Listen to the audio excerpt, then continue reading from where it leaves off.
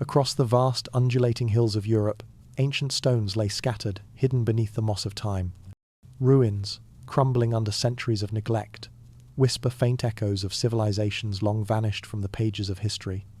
These lost kingdoms, whose names have slipped into the shadows, were once mighty, shaping the course of Europe's ancient landscape. Today, they exist only as fragments, ruins buried in the earth, mysterious artifacts scattered like forgotten relics, and myths that have faded into the fog of time. What happened to them? Why did they disappear? From the highlands of Scotland to the fertile plains of the Balkans, these civilizations stretched across the European continent, their influence far-reaching, yet now almost impossible to grasp. Among them, the Celts, the Thracians, and the Illyrians stand as enigmatic figures, their cultures either lost to time or obscured by the rise of larger empires. These ancient peoples left behind no written records of their own, only the remnants of their cities, their art, and the occasional glimpse into their spiritual worlds. Yet, as much as we know, we are left with a haunting sense of the unknown. What was it like to live in these lost worlds, and what forces led to their downfall? The artifacts they left behind tell stories of vibrant cultures, richly adorned weapons, intricate jewelry, and delicate pottery that once graced their homes and temples. But these clues are not enough. They are tantalizing, yes, but they only scratch the surface. What mysteries did they conceal? Were these societies brought to an abrupt end by war, internal collapse, or something more enigmatic? Did they vanish peacefully, absorbed into other cultures, or was their disappearance marked by violent upheaval? These questions echo through time, urging us to uncover the secrets hidden beneath the soil. As we stand on the threshold of these lost worlds, we must consider what we've lost. With each passing century, the pieces of these civilizations fade further, leaving us with only tantalizing glimpses of their once thriving cultures. Yet, even now, the ruins beckon, inviting us to ponder. What happened to these ancient societies? What truths remain buried, waiting to be rediscovered? Let us begin our journey into the forgotten kingdoms of ancient Europe, where history is a mystery and every clue is a step toward understanding the enigma of the past.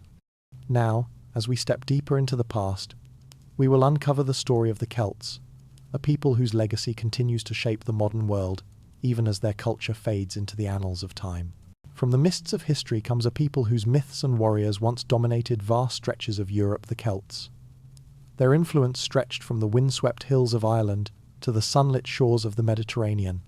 Yet, despite their far-reaching presence, their civilization is shrouded in mystery. What remains of their culture today are the remnants of their art, their religious practices, and the stories they left behind. Stories of warriors, gods, and untold power. But despite centuries of dominance, the Celts, unlike other civilizations, disappeared almost as swiftly as they arrived. Why did a culture so vast and influential vanish? What happened to the mighty Celtic tribes, and why does history seem to forget them? The Celts were not a single empire, but a collection of tribes that shared common cultural traits. They were fierce warriors, skilled in battle, and united by their belief in honor and freedom. Their society was a complex tapestry of art, religion, and politics, woven together by a common language and shared traditions. Yet, much of what we know about them comes not from their own writings but from the accounts of outsiders, the Greeks and Romans, who encountered them with a mixture of awe and fear. To the Romans, the Celts were a threat. Their warriors were described as tall, fearsome, and undaunted in battle, while their spiritual leaders, the Druids, were revered for their deep knowledge of nature, the stars, and the mysteries of life. But the Celts were more than just warriors. Their art, intricate and otherworldly, reflected their spiritual depth. Celtic knots and swirling patterns, found on stone carvings and metalwork, tell of a culture that saw beauty in the most unexpected places. Their religious beliefs were entwined with nature, worshipping gods and spirits that ruled over the elements, the forests, and the waters. They believed in a world full of magic and mystery, where the boundaries between the living and the dead were thin, and the power of the unseen world was ever present. Yet, for all their power, the Celts eventually crumbled. Was it the relentless pressure of the Roman Empire that led to their fall? Or did the Celtic society suffer from internal strife and division, which made them vulnerable to conquest? What is certain is that the Celts, once dominant from Ireland to Turkey, began to recede into the shadows of history. The Romans eventually absorbed Celtic lands into their empire, erasing the political structures that had defined Celtic society for centuries. But even in their downfall, the Celts left an indelible mark on Europe, a legacy seen in the languages, traditions, and myths that continue to shape the modern world. Despite their disappearance, the echoes of the Celts linger in the hills, the forests, and the rivers of Europe. The names of Celtic gods are still whispered in the winds, their stories passed down through the ages, their warriors immortalized in the sagas of old. But what of the rest of their culture? What remains of their spiritual practices, their social structures, and their way of life? And why did they vanish so abruptly, their legacy nearly erased by the sweep of empire? As we ponder these questions, we shift our focus now to another, lesser-known civilization, the Illyrians. Their story is one of fierce warriors and untold mystery, a culture overshadowed by the rise of empires, yet one whose impact on the ancient world deserves to be remembered. In the heart of the Western Balkans, amidst the rugged mountains and deep valleys, there once thrived a people whose name has nearly faded from history. The Illyrians were warriors, fierce and proud, whose influence spanned centuries and whose lands stretched across what we now know as Albania, Croatia, and parts of Bosnia and Herzegovina. Yet, despite their formidable presence and the echoes of their culture that linger in the landscape, the Illyrians remain one of Europe's most forgotten peoples. Why have their achievements been overshadowed by the rise of Rome and Greece? What was it about this powerful, warrior-driven society that allowed them to slip into the abyss of historical obscurity? Unlike the Celts, who left behind a tapestry of myths and religious practices, the Illyrians left only clues scattered across the rugged terrain, half-buried cities, and mysterious burial sites. Few written records remain of their civilization, and what we do know comes largely from the accounts of outsiders, Greeks and Romans, who saw them as both a threat and a curiosity. Yet these accounts, though incomplete and often biased, provide glimpses into a people whose influence stretched far beyond their borders. The Illyrians were a people defined by their warrior culture. Their tribes, though often fragmented, were known for their military prowess, and they fiercely resisted the encroachment of larger, more powerful empires. They fought against the Greek colonies along the Adriatic coast and later against the Roman legions, even managing to hold their ground for a time. The Illyrian queen Teuta, for instance, led her people against Roman forces in the 3rd century BCE, showcasing their defiance and strength. Yet, despite their courage and resilience, the Illyrians were gradually absorbed into the expanding Roman Empire. With the rise of Rome, their distinct culture began to disappear, swept away by the tides of imperial conquest. But why did the Illyrians fade so completely from the historical record? Could it be that, like many smaller civilizations, their identity was lost in the shadow of more dominant powers? Or perhaps their downfall was tied to internal divisions, tribal rivalries, and the constant pressure of Roman expansion? We are left to wonder, was their disappearance inevitable, or were there forces at play that led to the erasure of their once great civilization? Today, the remains of the Illyrians are scattered across the Balkans' fortresses perched high on cliffs, stone walls crumbling with age, and burial mounds dotting the landscape. Yet, despite the fascinating remnants of their past, the Illyrians remain a mystery. Their art too is enigmatic. Intricate metalwork, pottery adorned with symbols whose meanings are lost to time, and statues that seem to speak of a culture deeply connected to the natural world, but whose true significance we may never fully understand. What we do know is that the Illyrians were a people who left an imprint on the world, though it may be a faint one. They stood as a powerful force in the Adriatic region, resisting the encroachments of the empires that would come to dominate their land. Yet, in the end, they were consumed by the very forces they had fought against. Their disappearance from history is a haunting reminder of how civilizations, no matter how mighty, can slip away, their stories half told, their legacy fragmented. As we ponder the fate of the Illyrians, we are left to ask, what would have happened if their culture had survived? How might the history of Europe have unfolded differently had these warriors of the Adriatic been able to resist the tide of empire? Perhaps we will never know the answers, but in the ruins they left behind, the Illyrians continue to whisper their forgotten story. And from these whispers, we turn now to another ancient civilization, the Thracians. whose enigmatic history offers even more tantalizing clues about Europe's lost past. Long before the famous gladiator turned rebel Spartacus led his uprising against Rome, the Thracians carved their own legacy into the ancient world.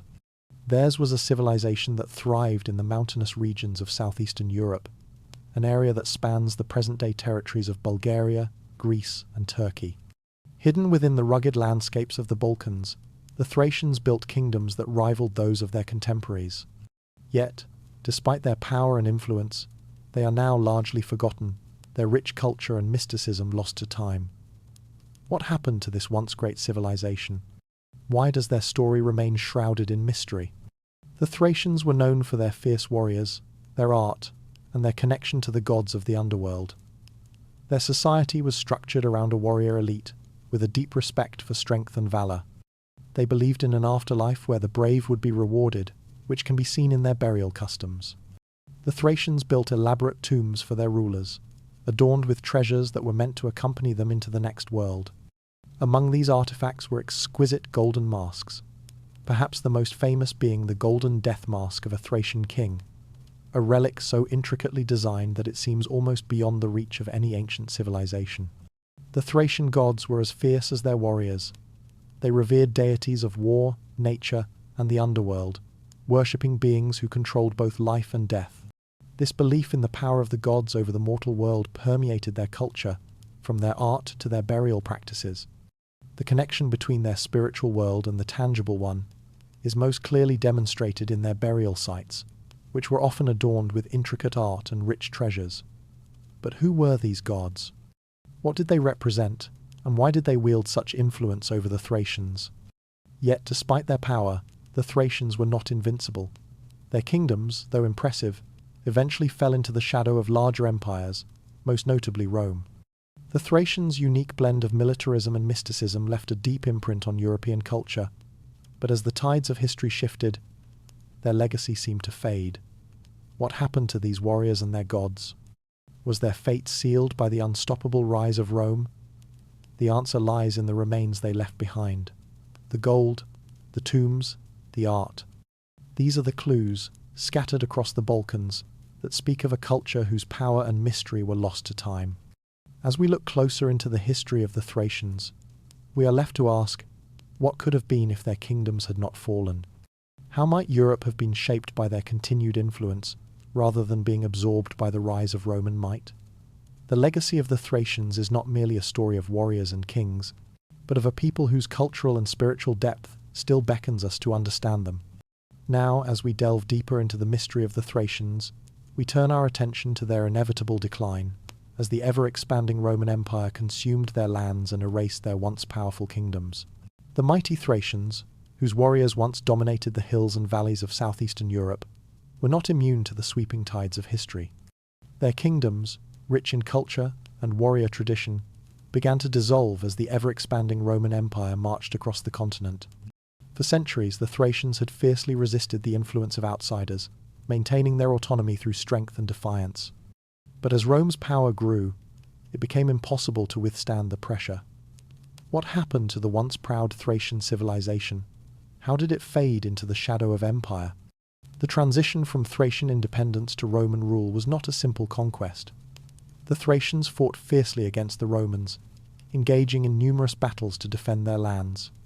However, the Romans, with their military prowess and political ambition, ultimately prevailed.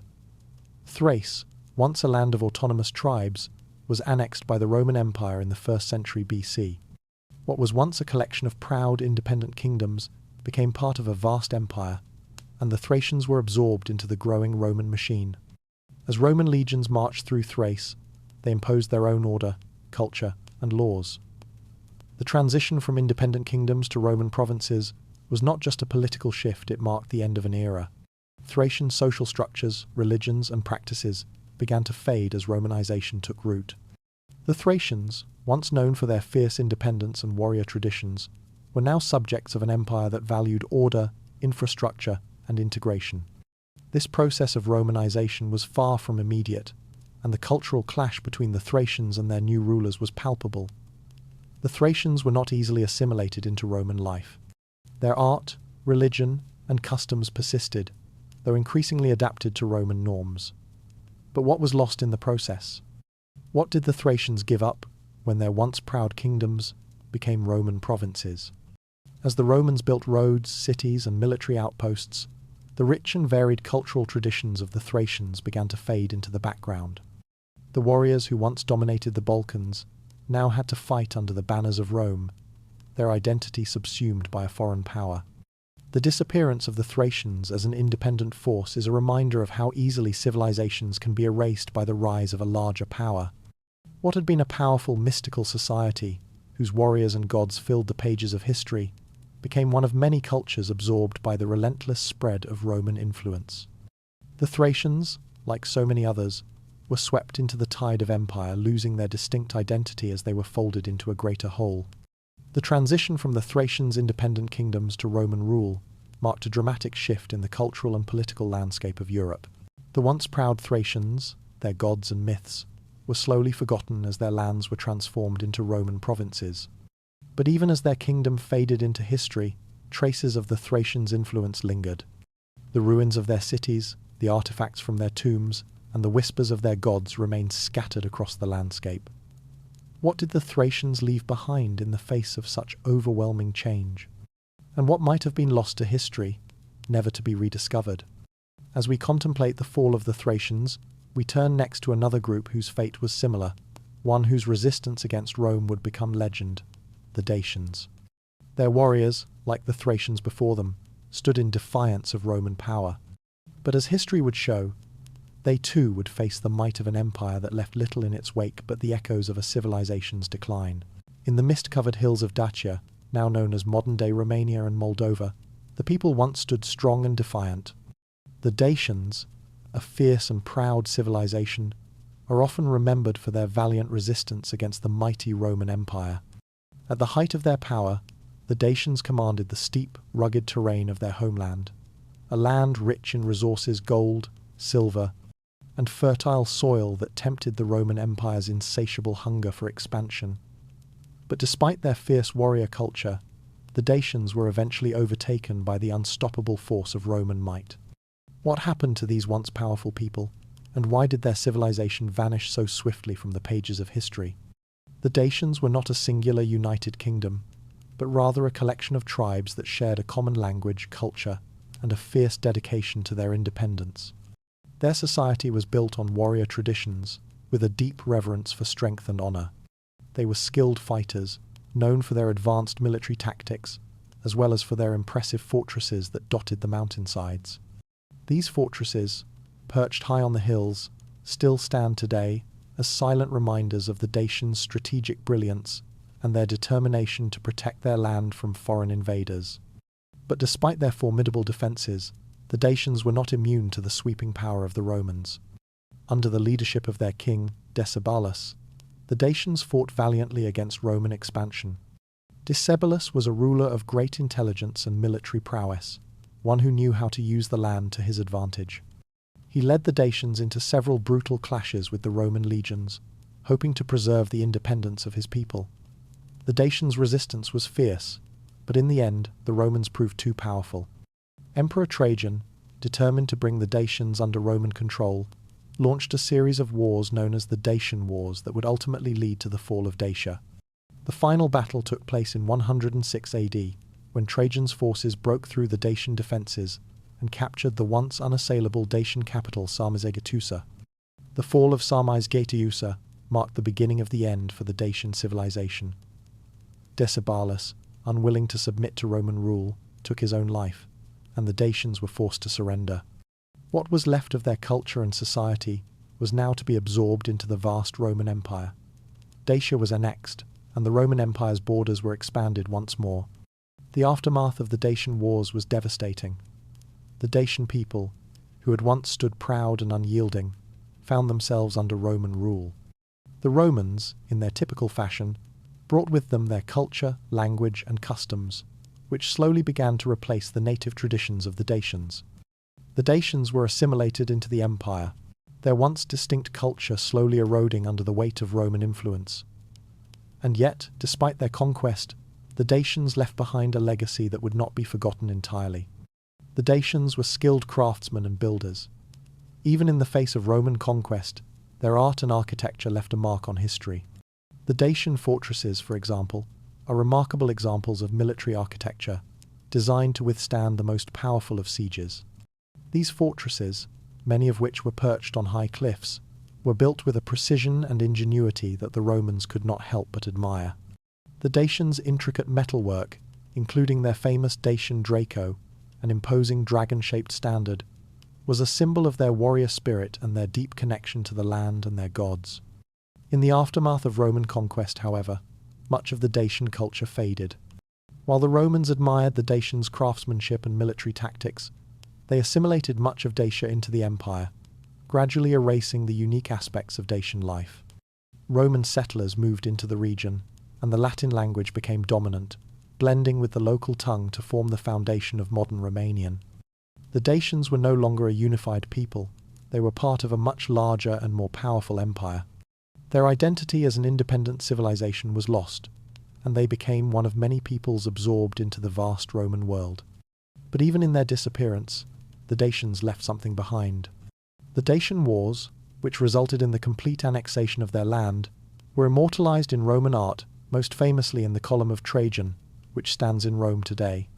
This column, adorned with intricate carvings depicting the Roman victory over the Dacians, stands as a silent witness to the fall of an entire civilization. It serves as a reminder of the Dacians' once mighty resistance and the profound loss that their fall represented. The question that remains, however, is what happened to the Dacians after their conquest.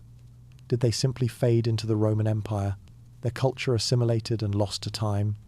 Or did they resist in subtler ways, their legacy hidden in the customs and traditions of the people who followed? Though the Dacians are largely forgotten in the grand narrative of European history, their spirit endures in the land they once called home, in the ruins they left behind, and in the mysteries they left unsolved. As we reflect on the rise and fall of the Dacians, we are reminded of the fragility of civilizations. The Dacians, like the Thracians before them, were a proud people whose kingdoms were swallowed by the unstoppable tide of empire. And yet, their story is far from over. In the next chapter, we will explore how Rome's expansion reshaped the entire European landscape, leaving in its wake not just conquered lands, but lost histories and forgotten peoples. As Rome marched across Europe, it didn't just conquer land, it transformed entire civilizations. The legacy of Rome is not just one of conquest, but of assimilation and erasure, of cultures obliterated beneath the weight of its imperial ambitions. Ancient kingdoms, from the powerful Celts to the resilient Dacians, found their worlds irreversibly altered as Rome's reach expanded. The Romans did not merely annex territories, they imposed their way of life, their systems of governance, and their gods. What then did Rome leave behind in its wake? What did it destroy, and what survived? Rome's meteoric rise from a small city-state to the master of the Mediterranean world was driven by an unrelenting hunger for expansion. The Roman Empire grew through a combination of military might and colonization. Entire civilizations were absorbed into the vast expanse of Rome, their cultures and political structures often wiped out or subsumed by Roman customs. The Celts, once spread across much of Western Europe, were subdued and absorbed, their language and traditions fading as Roman law and Latin became the dominant forces. Even the powerful Dacians, whose warrior culture once ruled the hills of what is now Romania, could not withstand the Roman legions, falling to the empire after years of fierce resistance. But the Romans didn't just conquer, they transformed. As they spread, they brought with them advanced engineering, architectural wonders, and urban planning that would redefine Europe's landscape. The Romans built roads, aqueducts, and cities that still bear their mark today. These innovations laid the foundations for the development of Europe as we know it. In Rome's wake, new cities sprung up, thriving centers of commerce, learning, and governance. Temples to Roman gods replaced ancient shrines, and Roman baths became the heart of social life in cities that had once been tribal strongholds. Yet, for all the advancements the Romans brought, there was a cost. The cultures they absorbed often faded into the background, their traditions slowly smothered under the weight of Romanization. The sacred druids of the Celts, whose deep knowledge of nature and the cosmos was revered, saw their influence diminish. The Dacians, with their rich traditions of metalwork and warrior kings, were subsumed into the Roman Empire, their fierce independence lost. It was not merely a matter of war, it was cultural annihilation. What Rome left behind was a Romanized Europe, but at what cost? What became of the cultures that once dominated the landscape, whose myths and rituals shaped the early world? How much of their essence was preserved amidst the dominance of Roman architecture, law, and religion? As the empire expanded, it often absorbed what was useful, erasing the rest. What we know of these lost cultures is often buried beneath layers of Roman influence, waiting for the day when their true stories can be told. In the end, Rome's conquest was not just a matter of borders drawn on a map. It was the reshaping of an entire continent's identity. The rise of Rome left behind monumental achievements in governance, law, and infrastructure, but it also erased much of the ancient world. The echoes of those forgotten civilizations still linger in the ruins of old cities, in the art that remains hidden beneath Roman layers, and in the myths that survived the weight of empire. What remains of the Celts, the Dacians, and others is a testament to the civilizations that Rome absorbed, displaced, and often erased. And yet, these cultures refuse to be forgotten. They whisper from the ruins, waiting to be rediscovered. As Rome's empire continued to grow, so too did the forces that would eventually challenge its supremacy. The very expansion that made Rome mighty also sowed the seeds of its eventual decline. In the next chapter, we'll explore how Rome's vast empire, swollen beyond its means, began to unravel, setting the stage for a new era in European history. Rome, once the world's most powerful empire, eventually crumbled under the weight of its own size and ambition. Its legions had conquered vast stretches of Europe, Africa, and the Near East, but the very expanse that made Rome mighty also made it vulnerable. The empire had become too large to govern effectively. Its borders stretched thin, its resources drained. What caused this once indomitable force to fracture, and what emerged from the ruins of Rome's decline? The fall of Rome was not a single event, but a slow unravelling, a series of crises that weakened the empire from within and without. The first cracks appeared long before the empire finally collapsed. Rome's internal troubles, political corruption, economic instability, and social unrest were compounded by external pressures.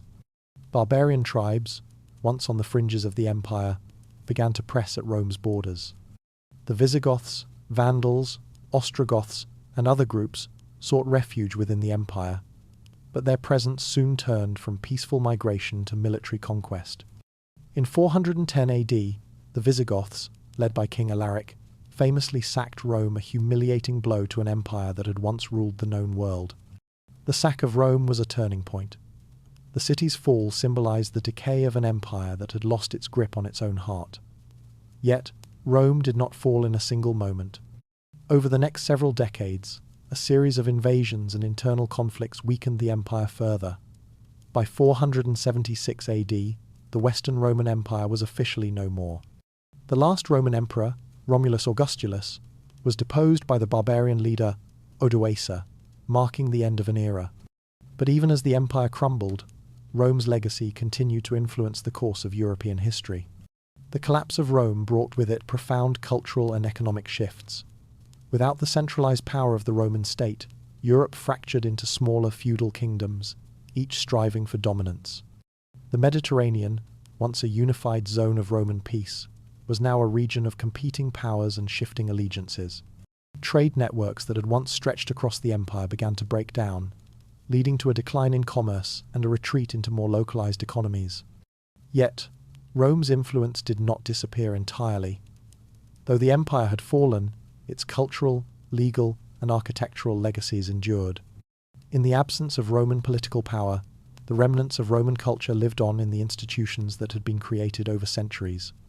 Roman law, in particular, continued to shape European legal systems long after the empire's fall. The Latin language, once the language of the Roman elite, persisted across Europe, evolving into the Romance languages that would dominate the continent. Rome's collapse also paved the way for the rise of new political entities. The Romanized kingdoms that emerged from the ashes of the empire, such as the Frankish kingdom and the Anglo-Saxon territories, began to take shape in the vacuum left by Rome's absence. These new powers, influenced by Roman traditions but not bound by the empire's restrictions, would define the medieval period in Europe. Rome's fall was not the end of civilization in Europe, but the beginning of a new chapter. The ruins of the Roman Empire scattered across the landscape were no longer just symbols of imperial power, they became the foundation for a new world. As the old Roman order faded, the remnants of its culture, law, and infrastructure were adapted and reinterpreted by the kingdoms that arose in its wake. The ancient world was gone, but what came next was shaped by the lessons and legacies of Rome. Now, as we leave behind the ashes of the Roman Empire, we turn our focus to the barbarian kingdoms that rose from its ruins. The Visigoths, Vandals, and Ostrogoths tribes, once seen as invaders, would lay the foundations for a new European order, blending Roman influences with their own traditions. But what happened when these fierce warriors adopted Roman customs and began to build their own kingdoms on the remnants of the ancient world? Let's journey into the rise of the barbarian kingdoms and explore how they reshaped the European landscape. Out of the ruins of Rome, the barbarian tribes forged new kingdoms that would shape the future of Europe. These were the Visigoths, Ostrogoths, Vandals, and other fierce warriors who, once perceived as enemies of civilization, now became the architects of a new world. But what happened when these tribes, long viewed through the lens of Roman contempt, began to adopt Roman customs, law, and governance? How did the remnants of the great empire blend with these new forces, creating something both familiar and completely new? The Visigoths were among the first to make their mark.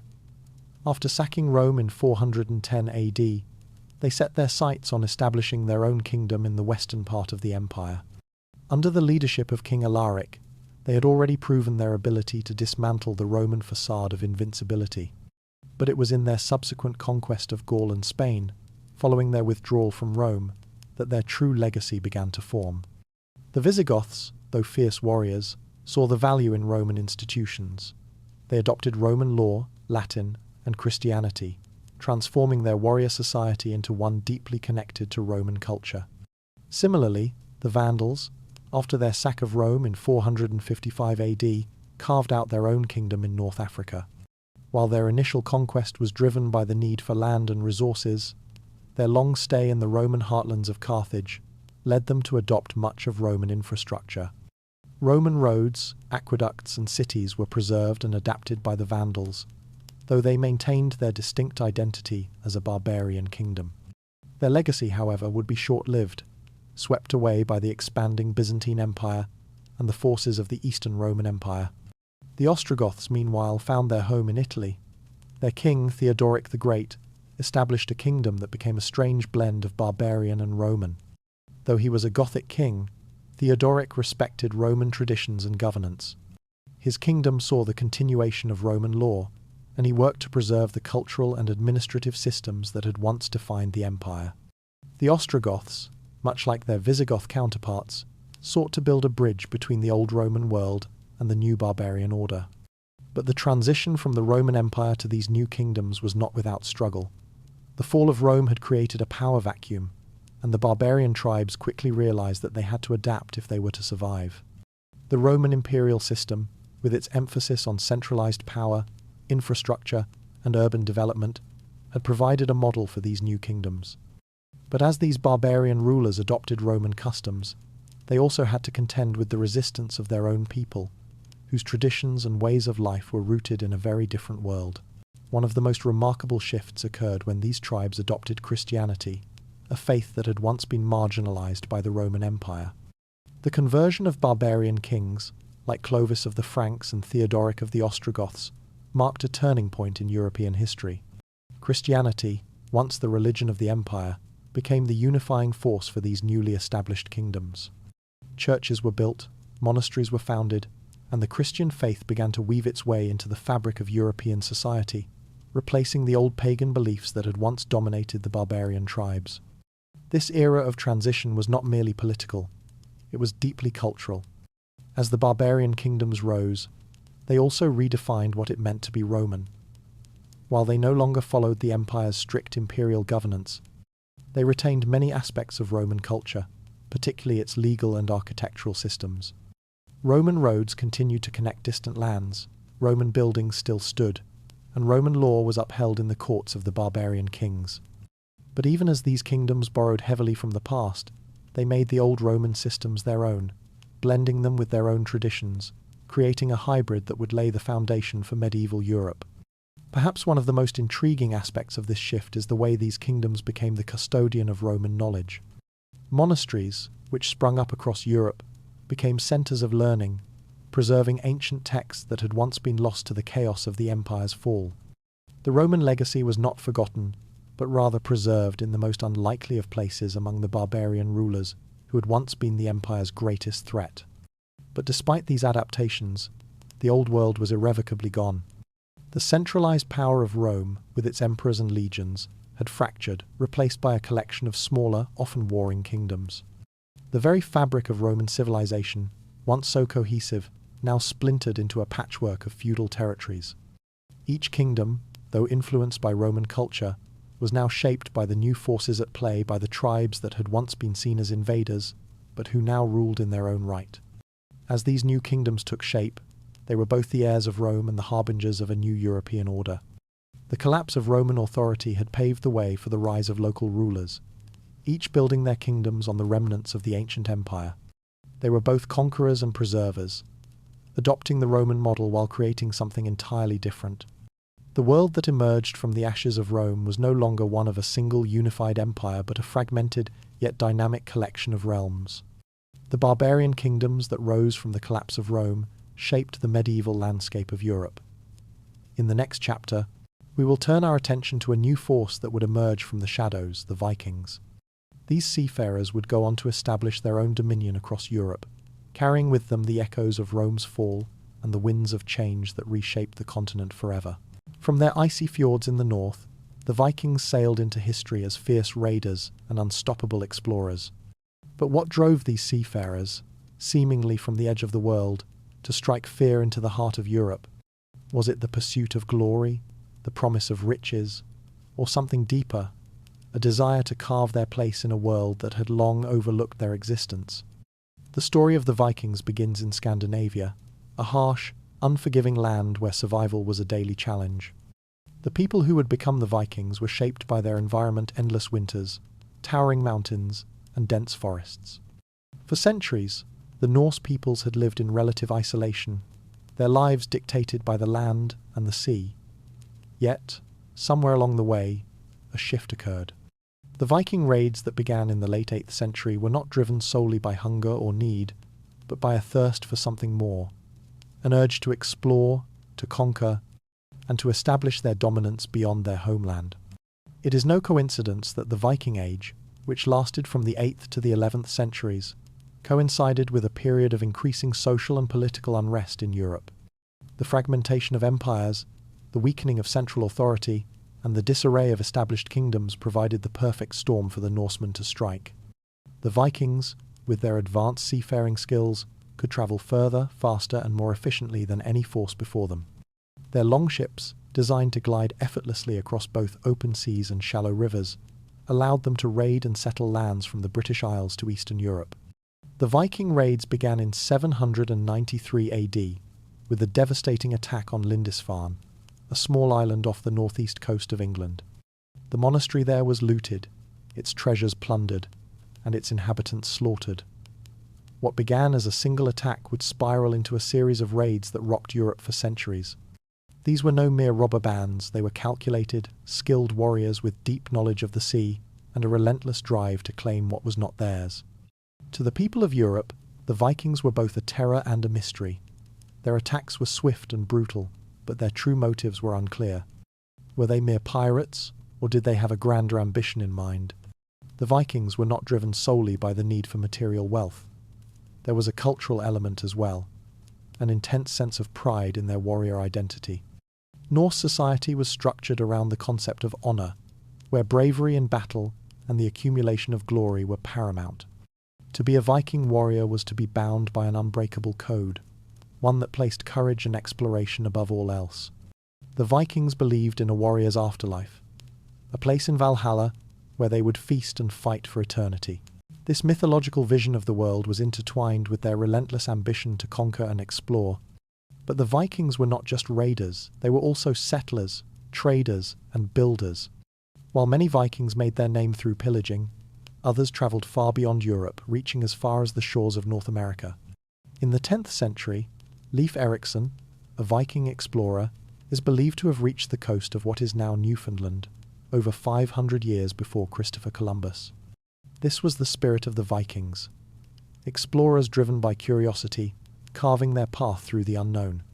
Yet, as the Viking raids grew more frequent and more destructive, the world began to take notice. The Saxons, the Franks, and the Byzantines were not idle in the face of this new relentless force. They adapted, built fortresses, and even learned from the Vikings. The raids continued, but with each passing year, the Vikings began to establish themselves not just as invaders, but as integral parts of the European landscape. They were not simply destroying the old world, they were creating something new. The Vikings, through their exploration, their raids, and their eventual settlements, left a lasting imprint on Europe. Their influence is felt even today, not just in the myths and sagas of old, but in the places they inhabited. From the shores of England to the rivers of France, the Vikings helped shape the medieval world. But what happened when these fierce warriors turned from raiders to rulers? How did the Viking Age come to an end, and what legacy did they leave behind? In the next chapter, we will dive into how the Vikings, once feared and revered as unstoppable raiders, began to settle, blend with local populations, and establish kingdoms that would leave a deep mark on Europe's history. The Vikings were more than just fearsome raiders. They were masterful settlers, traders, and builders who left a far-reaching legacy across Europe. As the echoes of their brutal raids subsided, the Northmen began to forge new identities not only as conquerors, but also as integrators. From the British Isles to Normandy and Eastern Europe, the Vikings established themselves as rulers, blending their warrior culture with the rich traditions of the lands they once terrorized. But how did these northern marauders, whose name was once synonymous with destruction, transform into the architects of kingdoms? The Vikings' expansion was not limited to plundering. As they raided, they also settled, planting their flags in foreign soil and making these new lands their own. In England, the Viking invasions gave birth to the Danelaw, a region in the north and east of the island that became a Viking stronghold. The settlement of York, in particular, became a thriving Viking city, bustling with trade, crafts, and political life. Over time, these Viking settlers began to merge with the Anglo-Saxons, creating a new culture born of both conquest and collaboration. The old world of Viking raiders was gradually replaced with the world of Viking rulers and citizens, governed by laws and customs that borrowed heavily from their homeland, but were now adapted to their new realities. In Normandy, the story was no different. The Vikings, led by the legendary Rollo, established their own principality in the 9th century. Here, the Norsemen, after years of raiding the French coast, were granted land by the French king in exchange for their loyalty and protection. The result was the establishment of the Duchy of Normandy, where Norse customs and laws intermingled with French traditions. The Normans, as they became known, would go on to play a pivotal role in European history, most famously with the Norman conquest of England in 1066, which forever altered the course of British and European history. The Viking legacy, far from fading away, had transformed into one of empire building. The Viking influence didn't stop at England and Normandy. From the shores of Ireland to the heart of Russia, the Norsemen planted seeds of culture, governance, and trade that would endure for centuries. In Ireland, they founded Dublin, which would grow into a major centre of commerce. In the east, the Vikings, known as the Varangians, established trade routes that connected the Baltic Sea to the Black Sea, paving the way for the rise of the Kievan Russes. Their trading expeditions spanned vast distances, reaching the Byzantine Empire and beyond. The Vikings, often viewed as primitive raiders, were also the builders of vast networks that bridged east and west, facilitating the exchange of goods, culture, and ideas. But the Vikings didn't just leave behind cities and settlements, they left behind a lasting cultural legacy. Norse mythology, with its gods and sagas, spread far beyond their homelands, shaping the cultural identity of the regions they touched. The tales of Odin, Thor, and Freyr captivated those who encountered them, and the Viking sagas, written long after the Viking Age, became part of the literary canon in many of the lands they conquered. Even the very concept of kingship in many of the Viking-settled lands was influenced by their customs and traditions.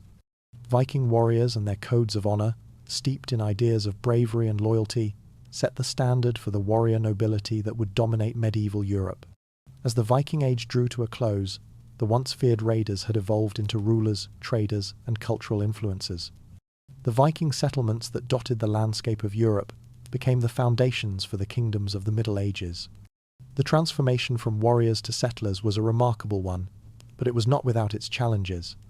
The Vikings, once seen as the embodiment of chaos, had forged a new, complex identity, one that blended their fierce warrior culture with the sophistication of the lands they had once sought to destroy.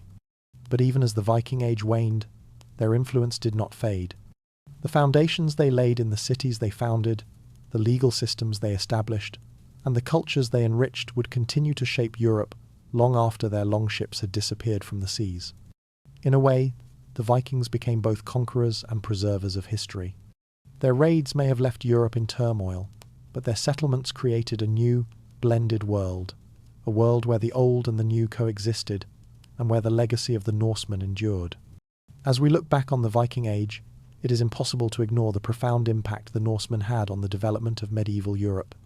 They were not merely the fearsome invaders that history sometimes portrays them as. They were the builders of empires, the traders of goods, and the carriers of ideas. Their legacy, now woven into the very fabric of European history, is one that continues to captivate the imagination to this day. In the next chapter, we'll explore how the Viking Age came to an end, and how the transformation of these seafaring warriors into the kings and lords of medieval Europe helped shape the course of European history. The Vikings may have been defeated as raiders, but they would live on as integral figures in the story of the rise of the medieval world. The Viking Age, which had once been marked by fierce raids and exploration, eventually faded into the annals of history. The once unstoppable force of the Northmen, whose longships sliced through the waters with deadly precision, began to give way to a new European order. What happened to the Viking world, and how did a civilization built on conquest and glory transform into a society integrated into the larger medieval European landscape? A number of forces contributed to the decline of the Viking Age. The first was the internal pressures within Norse society.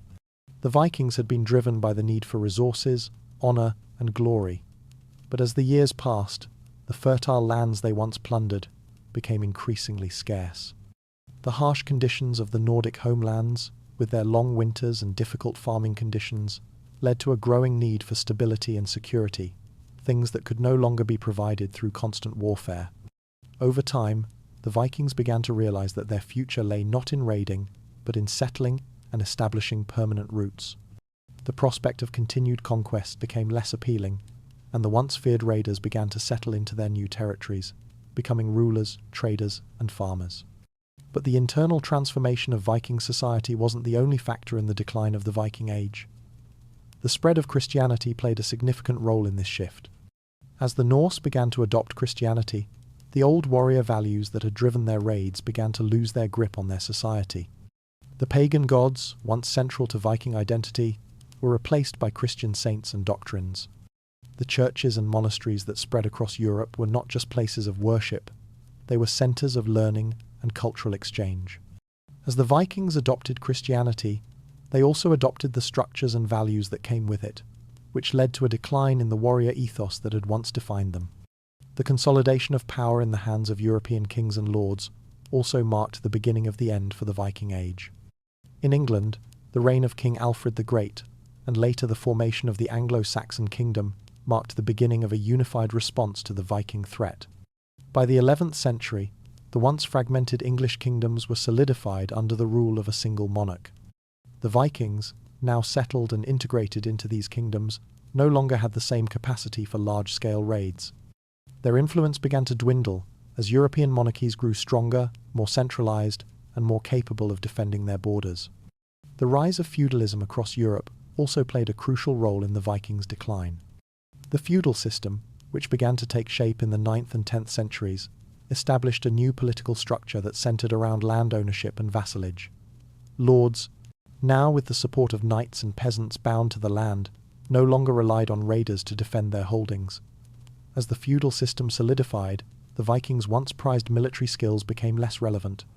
The small, independent Viking warbands that had once terrorized Europe were absorbed into larger political systems where their power was diminished. The Viking transformation from raiders to rulers was also marked by a shift in their identity. No longer the wandering warriors of old, many Vikings began to take up the mantle of kings, lords, and merchants. The Viking kingdom of Normandy, under the rule of William the Conqueror, is one of the most notable examples. The Normans, descendants of Viking settlers, eventually became the rulers of England in 1066, when William defeated Harold Godwinson at the Battle of Hastings. This victory marked the beginning of a new era in European history, where the descendants of Viking raiders now controlled one of the most powerful kingdoms in Europe. The Normans, once seen as barbarians, had become part of the European aristocracy. As the Viking Age came to a close, the influence of the Norsemen continued to shape Europe, albeit in a different form.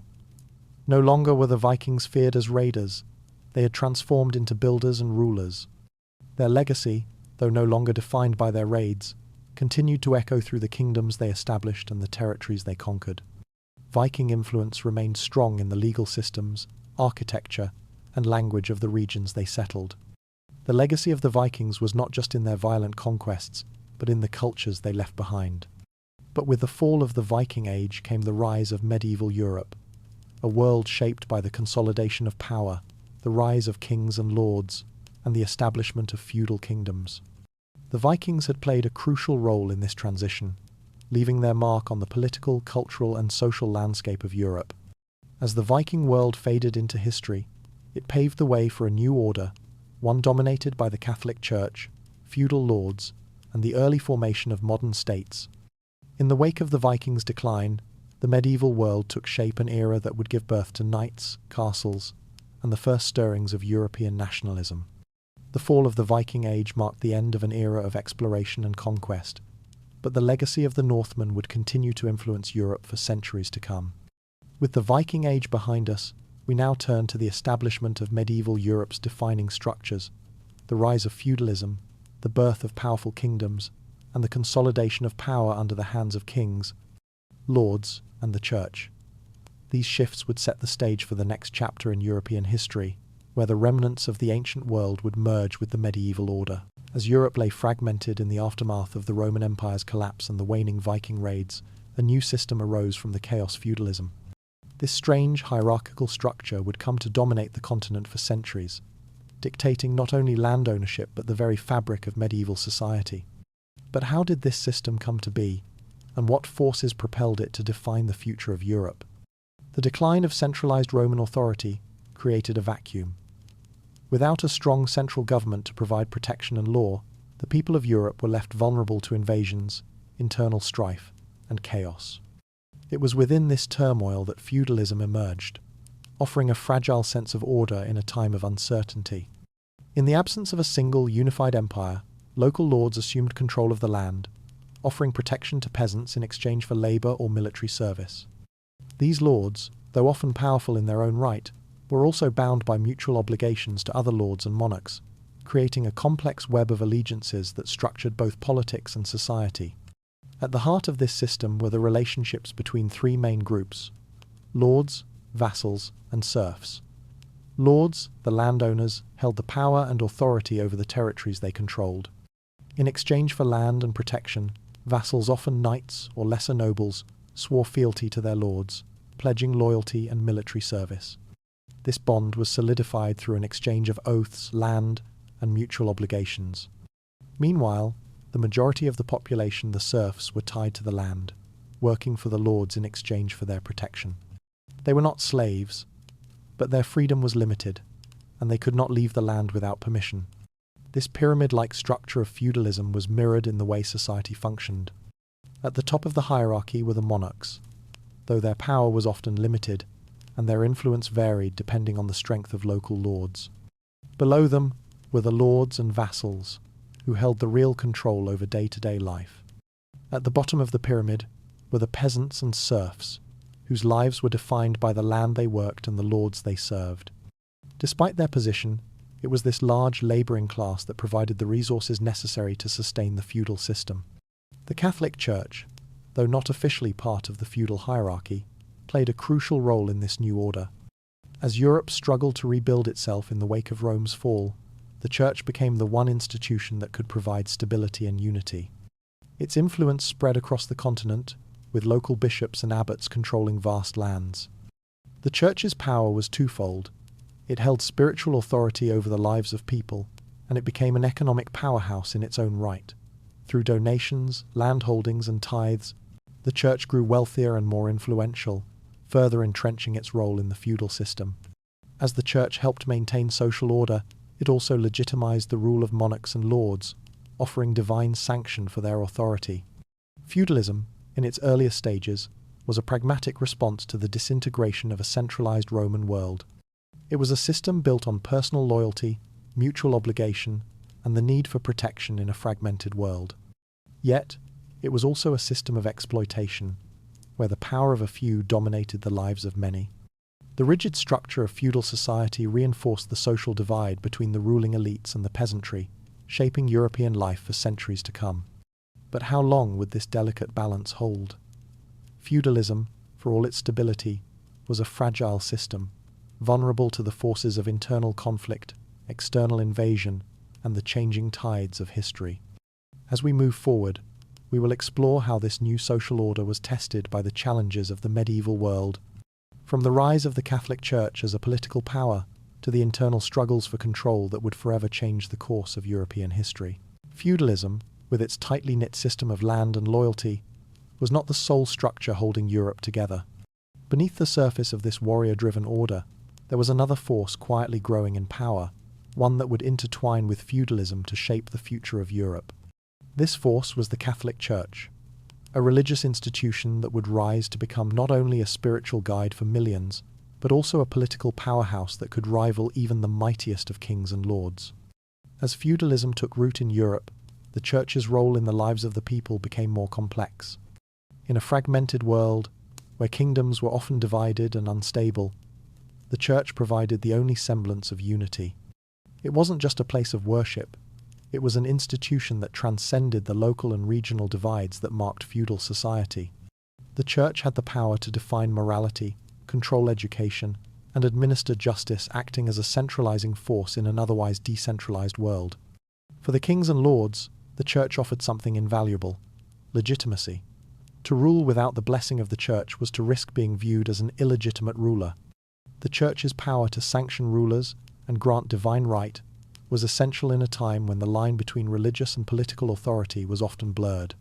Kings needed the Church to cement their position, and in return, the Church needed the kings to enforce its teachings and expand its influence. This symbiotic relationship defined the medieval period, with the Pope in Rome exerting influence over the most powerful monarchs in Europe. But the relationship was not always harmonious. The growing power of the Church often came into direct conflict with the power of monarchs and feudal lords. One of the most significant clashes occurred during the investiture controversy of the 11th and 12th centuries, when popes and kings fought over the right to appoint bishops and other church officials. This battle over who held ultimate authority, secular kings or religious leaders, created a rift that would shape the political landscape of medieval Europe for generations. The Pope, claiming divine authority, believed that only the Church had the right to appoint bishops, while monarchs, like the Holy Roman Emperor, sought to maintain control over religious appointments in their own lands. The conflict would ultimately result in a weakening of papal power and the assertion of royal authority in many regions of Europe. The Church, however, was not just a political player, it was also an economic powerhouse. Through tithes, land holdings, and donations, the Catholic Church accumulated vast wealth.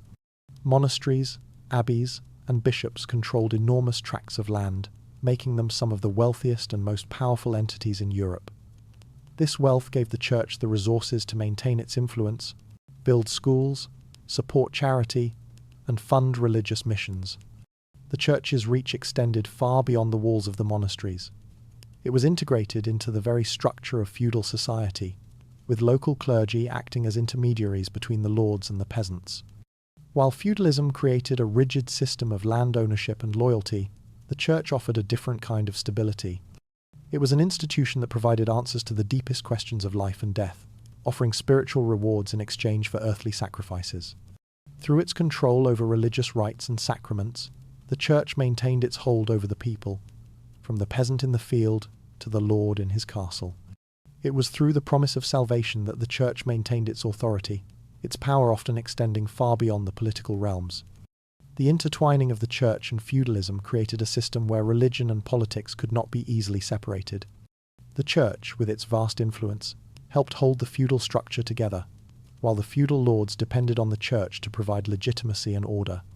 But this unity was fragile, and as feudalism evolved and new forces emerged, the church's role in European politics would face new challenges. As we examine the medieval system further, we will see how external pressures such as invasions, religious conflicts, and the rise of centralized monarchies began to test the foundations of feudalism. But even as these external forces threatened to destabilize the balance between religion and politics, one event would rise above the rest: the Crusades. These religious wars would transform not only the relationship between the church and feudal powers but also Europe itself. Religious zeal, the promise of wealth, and the allure of adventure. These were the driving forces that led Christian knights to march from Europe into the heart of the Muslim world. The Crusades, a series of wars fought between the 11th and 13th centuries, were not just battles over land. They were battles over the soul of Europe, fueled by a complex mix of faith, politics, and power.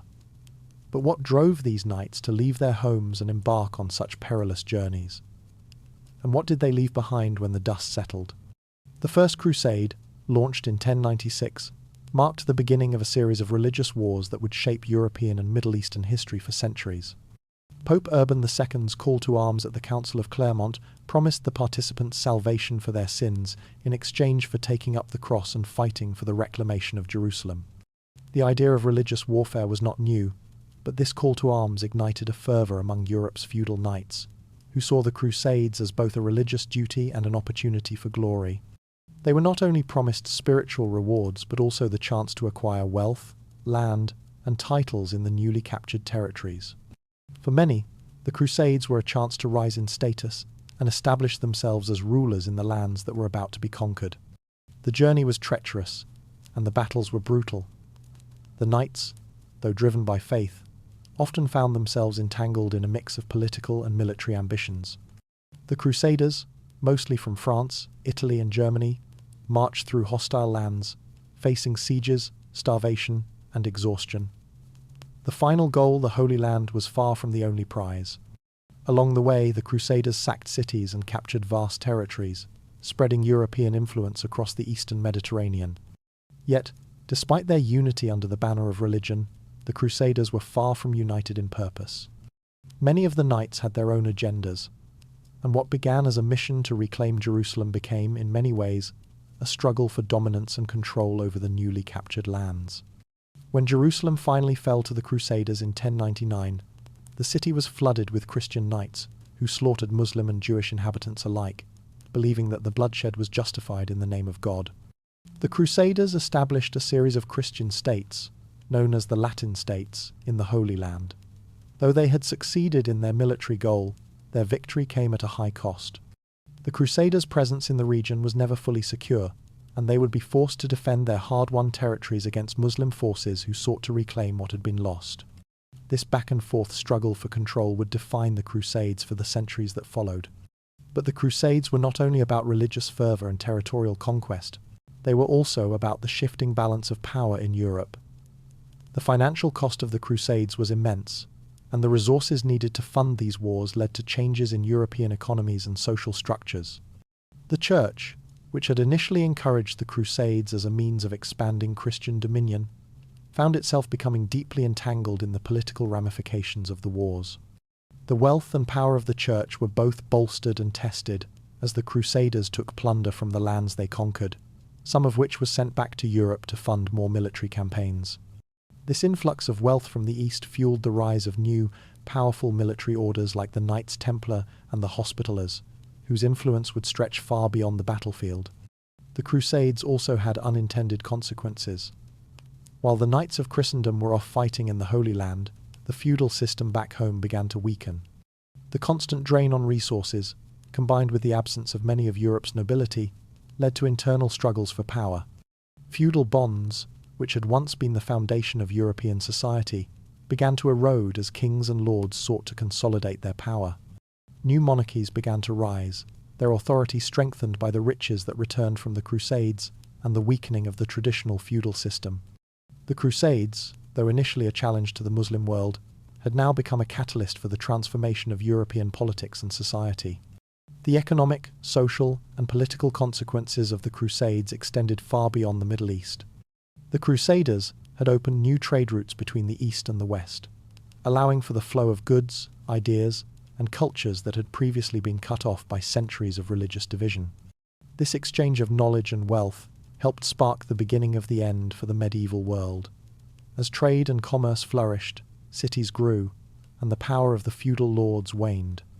The Crusades, for all their religious zeal, had set in motion the forces that would lead to the rise of the Renaissance, a time when Europe would begin to rediscover the knowledge of the ancients and look toward a future defined by humanism and exploration. But even as the Crusades ended, their impact on European history lingered. The relationship between the church and the monarchy was forever altered, and the rise of powerful military orders and merchant classes marked the decline of feudalism. The Holy Land, though lost to the Crusaders, had left an indelible mark on the European psyche, shaping the ambitions of future generations. As the Crusades left Europe forever changed, the next chapter in European history would unfold. The remnants of feudalism, the fading power of the church, and the rise of centralized monarchies set the stage for the intellectual and cultural rebirth that would define the Renaissance. It was a time of rediscovery, not just of ancient knowledge, but of the possibilities of the human spirit. And as Europe emerged from the shadows of the Crusades, the world would never be the same again. In the wake of centuries of darkness, Europe awakened. The medieval era had stifled intellectual and cultural growth, and for hundreds of years, Europe had been mired in political chaos, superstition, and rigid social structures. Yet, by the 14th century, the shadows began to recede. The Renaissance, a rebirth of human creativity and knowledge, swept across the continent, driven by a rediscovery of ancient Greek and Roman texts that had long been forgotten. What sparked this intellectual fire, and how did it set the stage for an age of unprecedented progress? The Renaissance began as a quiet revolution, a revival of classical learning and ideals. Scholars, artists, and thinkers turned their eyes to the past, seeking wisdom from the texts of the ancients. In doing so, they reintroduced the world to ideas about humanism, the belief that humans were capable of greatness, that reason and creativity could unlock the mysteries of the universe. This intellectual shift did not happen overnight. It was a gradual process, aided by the rise of wealthy merchant families, who, in their quest for status and power, became patrons of the arts. Chief among these families were the Medici of Florence, whose wealth from banking allowed them to fund great artists like Michelangelo and Leonardo da Vinci. Leonardo, whose mind spanned art, science, and engineering, became one of the most iconic figures of the Renaissance. His paintings, such as the Mona Lisa, still mesmerized the world, but it was his scientific sketches and inventions that revealed his true genius. He understood the world not just through paint, but through observation and experimentation.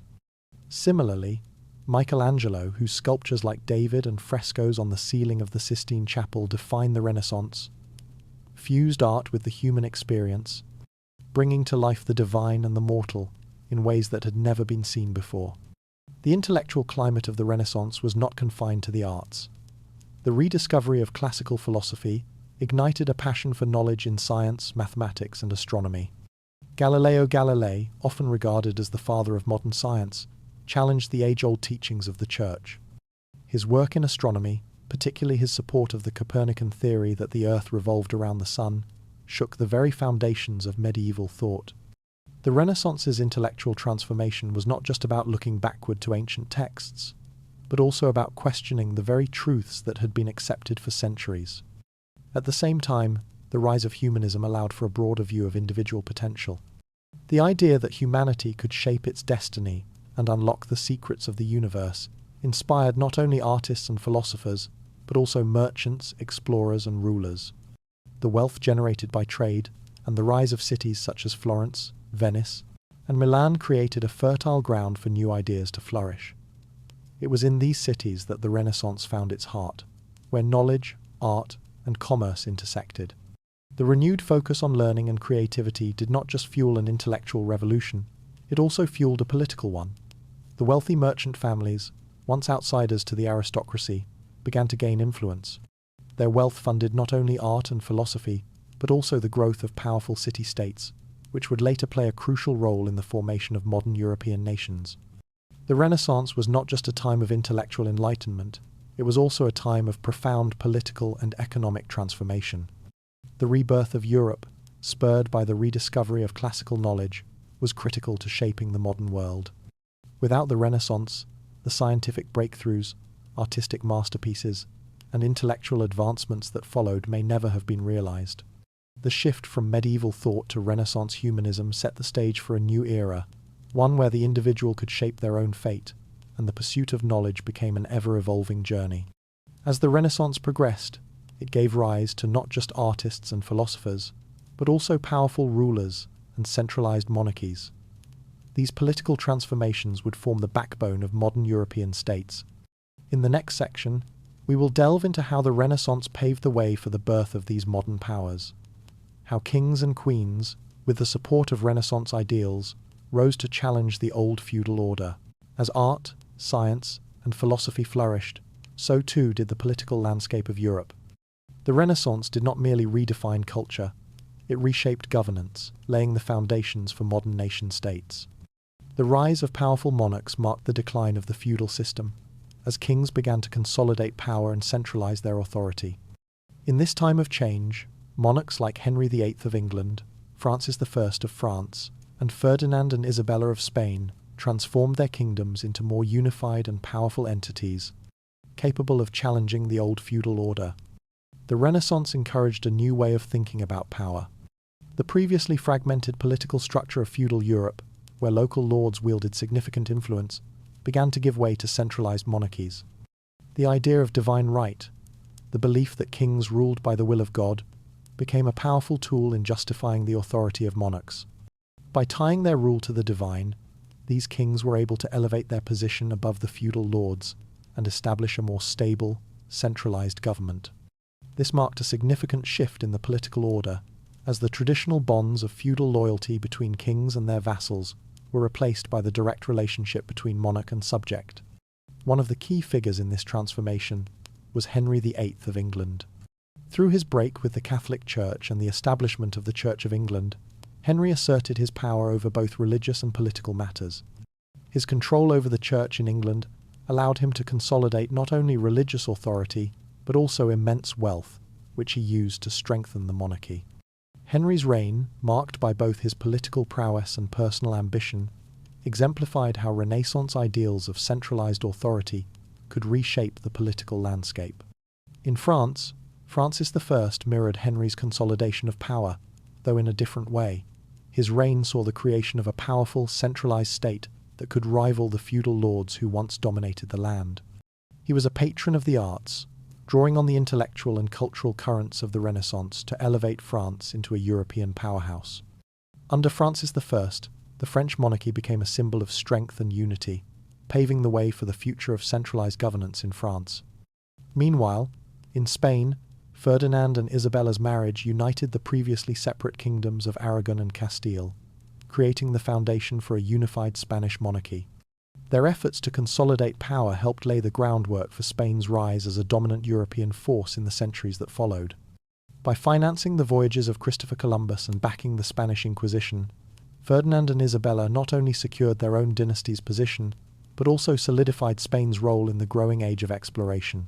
Their reign marked the beginning of a new era, one in which monarchs would wield unprecedented power over both domestic and foreign affairs.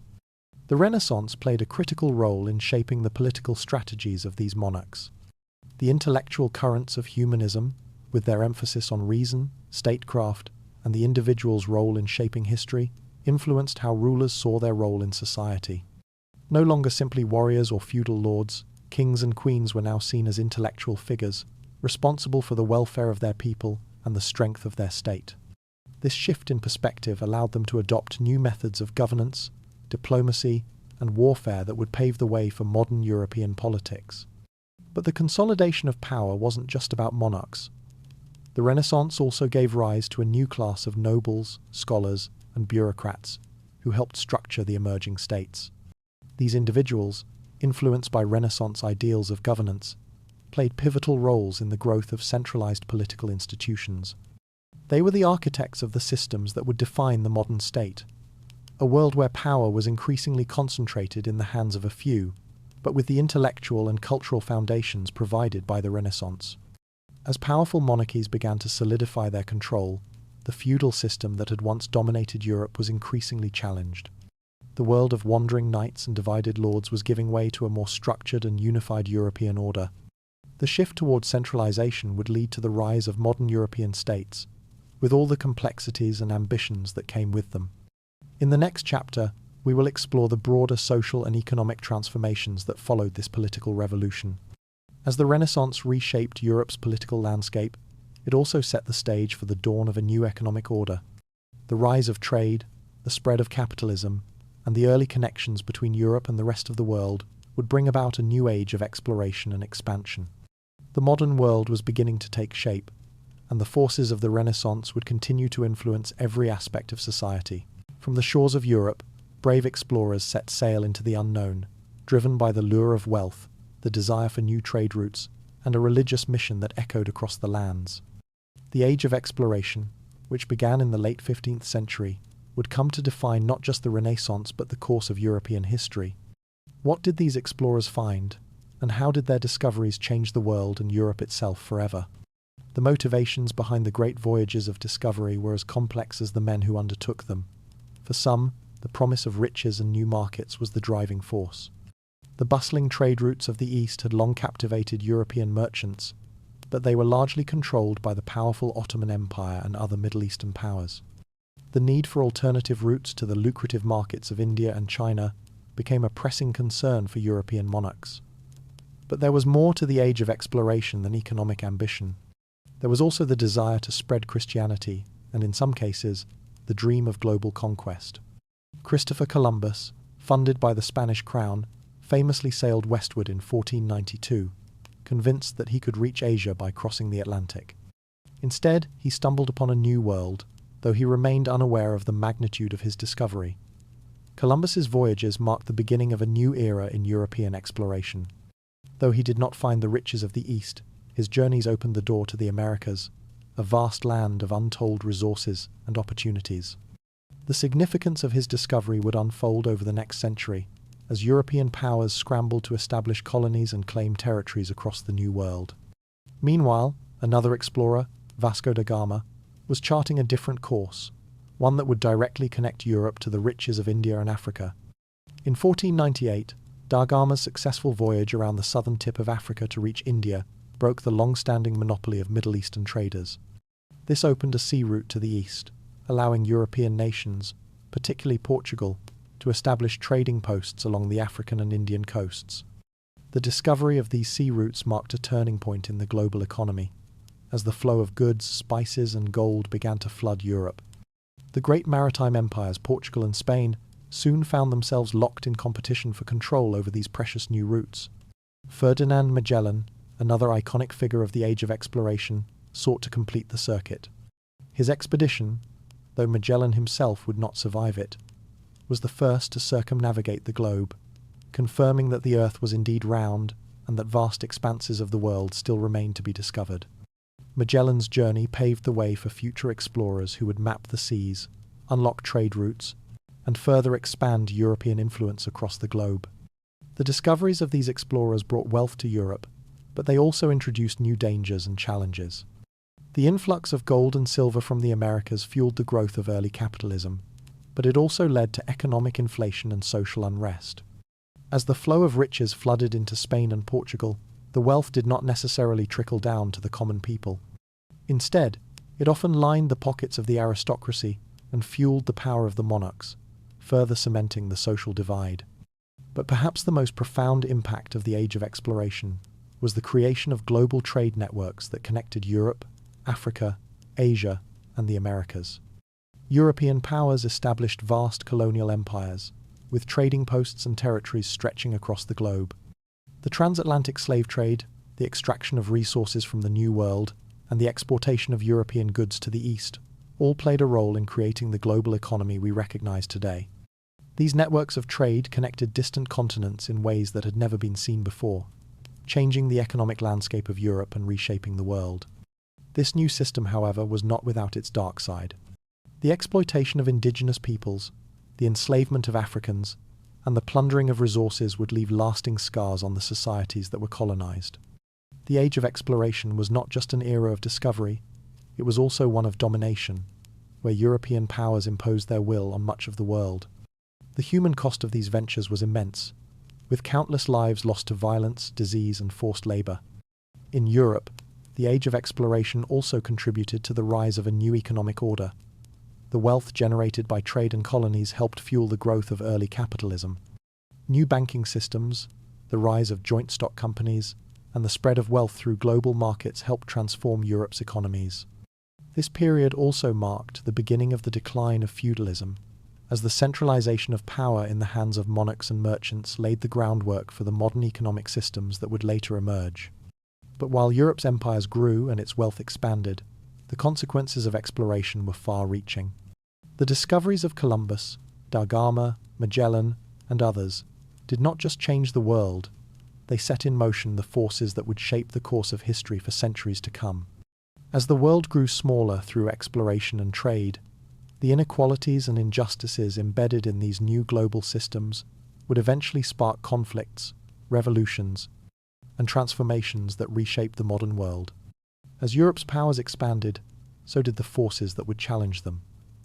In the next chapter, we will explore how these growing empires were managed, how they expanded their reach, and the lasting effects of their interactions with the rest of the world. The Age of Exploration was just the beginning, a prelude to the birth of the modern world. As Europe moved away from the fragmented chaos of feudalism, a new force emerged, the powerful monarchs who sought to dominate and centralize their kingdoms. The end of the medieval world ushered in a new era of authority, with kings and queens seizing the reins of power, their authority solidified through divine right, absolute monarchy, and the wielding of state-sponsored military forces. What was the secret behind their ability to exert total control over entire nations? In the wake of feudalism's decline, the feudal lords who had once held power began to lose their grip on the land. Kings, with their growing centralized power, began to consolidate control. No monarch epitomized this transformation more than Louis XIV of France, often called the Sun King. Louis's reign was marked by his absolute control over France, consolidating political power in the monarchy and stripping away the influence of the nobility.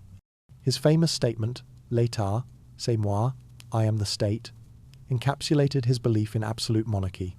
Under Louis, the French court at Versailles became the center of political life, a symbol of royal power and grandeur.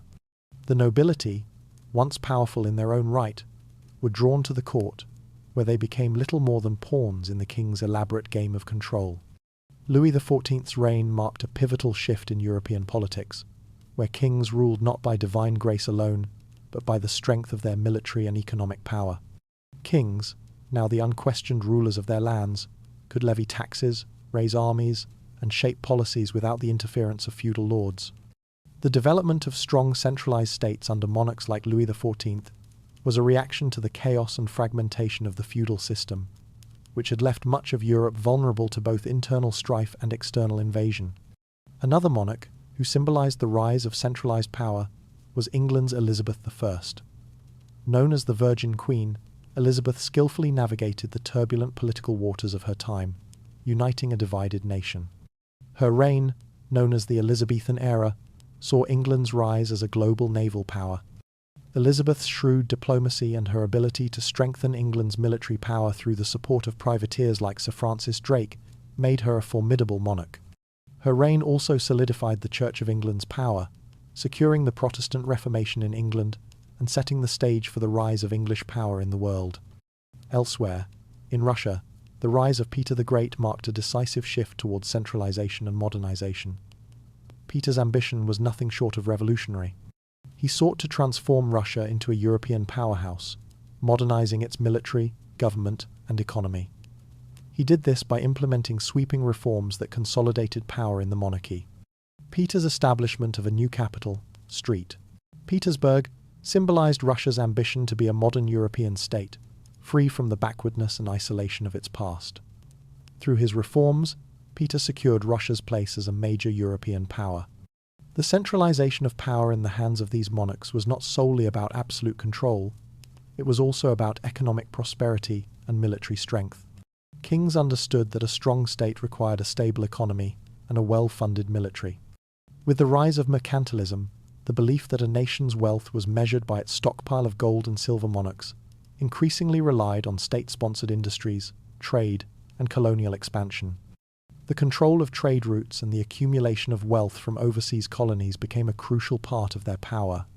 The period following the Renaissance marked a shift from the fragmented feudal world of competing local powers to the emergence of powerful, centralized monarchies. These monarchs were no longer mere figureheads. They were active, strategic players on the European stage, shaping the course of history with their decisions. Yet, even as these kings and queens consolidated their power, their reigns were fraught with internal and external challenges. The centralization of authority often led to tension with the nobility, whose privileges were increasingly threatened. In the coming sections, we will see how these monarchs' ambitions for greater power led to military expansion, territorial conflicts, and the establishment of vast empires that spanned the globe. Driven by greed, religion, and the thirst for power, European nations set their sights on distant shores.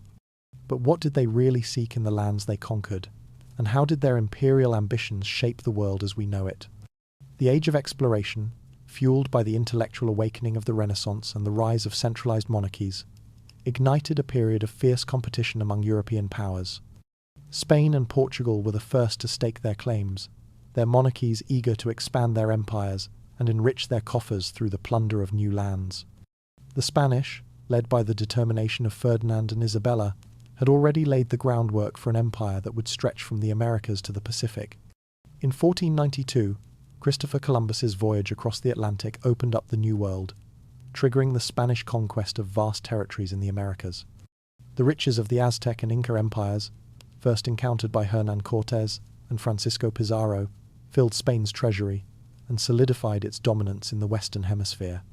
The Spanish conquest of the Aztecs, in particular, is one of the most dramatic tales of imperial ambition. What began as a relatively small group of conquistadors led by Cortés soon turned into the downfall of one of the most powerful empires in the Americas. Using a combination of military force, alliances with indigenous groups, and disease, the Spanish toppled the Aztec Empire and claimed its treasures. The gold and silver extracted from the New World fueled Spain's rise as the richest nation in Europe, but it also set the stage for a century of imperial competition. Meanwhile, Portugal's maritime empire stretched from Africa to Asia, with the famed explorer Vasco da Gama's successful voyage to India, opening trade routes that would bring immense wealth to Lisbon. Portugal's domination of the spice trade and control over key ports along the African coast bolstered its position as one of the leading imperial powers of the 16th century. Yet, despite their early successes, the Portuguese could not maintain their empire against the rising tides of competition. By the early 17th century, the balance of power was shifting. England and France, though late to the game, were now emerging as strong contenders in the race for global dominance. Both nations sought to establish footholds in the New World, the Americas, and the East Indies. England, with its powerful navy, began to challenge Spanish and Portuguese maritime supremacy. The British colonies in North America flourished, eventually becoming a critical economic engine for England. Meanwhile, the French carved out their own territory in North America, focusing on the fur trade and establishing a presence in the vast wilderness of the continent. The competition for global dominance was not limited to the Americas. The European struggle for control over territories in Africa and Asia was equally fierce. The French, British, and Dutch vied for control of trade routes and colonial possessions, each seeking to capitalize on the wealth of resources found in these distant lands. The Dutch, in particular, established the Dutch East India Company, a powerful trading corporation that would dominate the spice trade and become one of the most successful economic ventures of the era. Behind the fervor of these imperial ambitions was the desire for wealth that would fund armies, fortify monarchies, and provide the resources needed to maintain the growing power of the state. The establishment of colonies brought a wealth of goods, including precious metals, spices, sugar, and tobacco, which fueled the rise of European economies. Yet, the cost of these imperial ventures was high. The exploitation of native populations, the brutalities of slavery, and the environmental destruction that followed the establishment of European colonies all left a dark legacy that continues to shape the world today. At the heart of this imperialism was a race to secure resources, expand religious influence, and assert dominance over rival powers. What began as an exploration for wealth and trade routes soon evolved into a battle for territorial control, a struggle that would see empires rise and fall, and whose effects would reverberate for centuries. But what did these imperial ambitions really mean for the world? While European powers amassed riches and power, their actions forever changed the course of history. The consequences of European colonialism would extend far beyond the immediate wealth it brought to the continent, impacting cultures, economies, and populations across the globe. As the age of exploration set the stage for the formation of vast European empires, these global struggles laid the foundation for the modern world. In the next chapter, we will explore how the rise of capitalism and industrialization transformed Europe's economic landscape and reshaped its societies in ways that would echo through the centuries. Europe's factories roared to life, driven by new inventions and boundless ambition. But as the machines hummed, an invisible force reshaped society itself, capitalism. What did it really cost, and who paid the price for progress? The rise of capitalism and the Industrial Revolution in the 18th and 19th centuries represented a seismic shift in Europe's economy. Once dominated by agrarian economies and feudal structures, the continent began to evolve into a powerhouse of industry and trade. Powered by the vast wealth accumulated through imperialism, Europe was primed for a transformation unlike any before. The wealth extracted from colonies, the gold, the sugar, the spices, and the cotton now fueled the engines of industry. This wealth, however, did not come without a cost, as Europe's rapidly expanding economies began to shape every corner of its society. At the heart of this transformation was the rise of industrialization. New technologies and innovations in manufacturing, transportation, and communication changed the face of Europe. James Watt's steam engine, which could convert heat into mechanical energy, revolutionized transportation and manufacturing alike. Factories sprouted in cities, fueled by this new source of power. Richard Arkwright's invention of the spinning frame and the mechanization of textile production allowed factories to mass-produce goods that were once crafted by hand, opening the door to an entirely new world of manufacturing. The industrial economy was born, and with it came the first whispers of modern capitalism. The transition from an agrarian to an industrial economy brought about profound changes. People who had once worked the land flocked to cities, seeking jobs in factories. Urbanization exploded, with vast swaths of Europe's population now living in rapidly expanding industrial cities. These factories, with their towering smokestacks and endless assembly lines, became the beating heart of the new European economy. Cities like Manchester, London, and Berlin transformed into hubs of production and commerce. The hum of machines replaced the rhythms of the farm, and the labor of thousands of factory workers became the engine driving Europe's wealth. But while the machines hummed, a darker reality was taking shape. The working class, who had migrated to cities in search of opportunity, found themselves trapped in a new form of economic servitude. The factory system, while providing jobs, also created an environment of exploitation. Labor conditions were grueling. Long hours, low wages, and hazardous working environments were the norm. The rise of the factory system signaled the growth of a new economic order, one where the wealth of the industrialist stood in stark contrast to the misery of the workers who toiled for it. The promise of progress, it seemed, was bought at the expense of the laboring poor. At the same time, the wealth generated by industry began to shift the social order. The industrial bourgeoisie, a new class of wealthy capitalists, rose to prominence.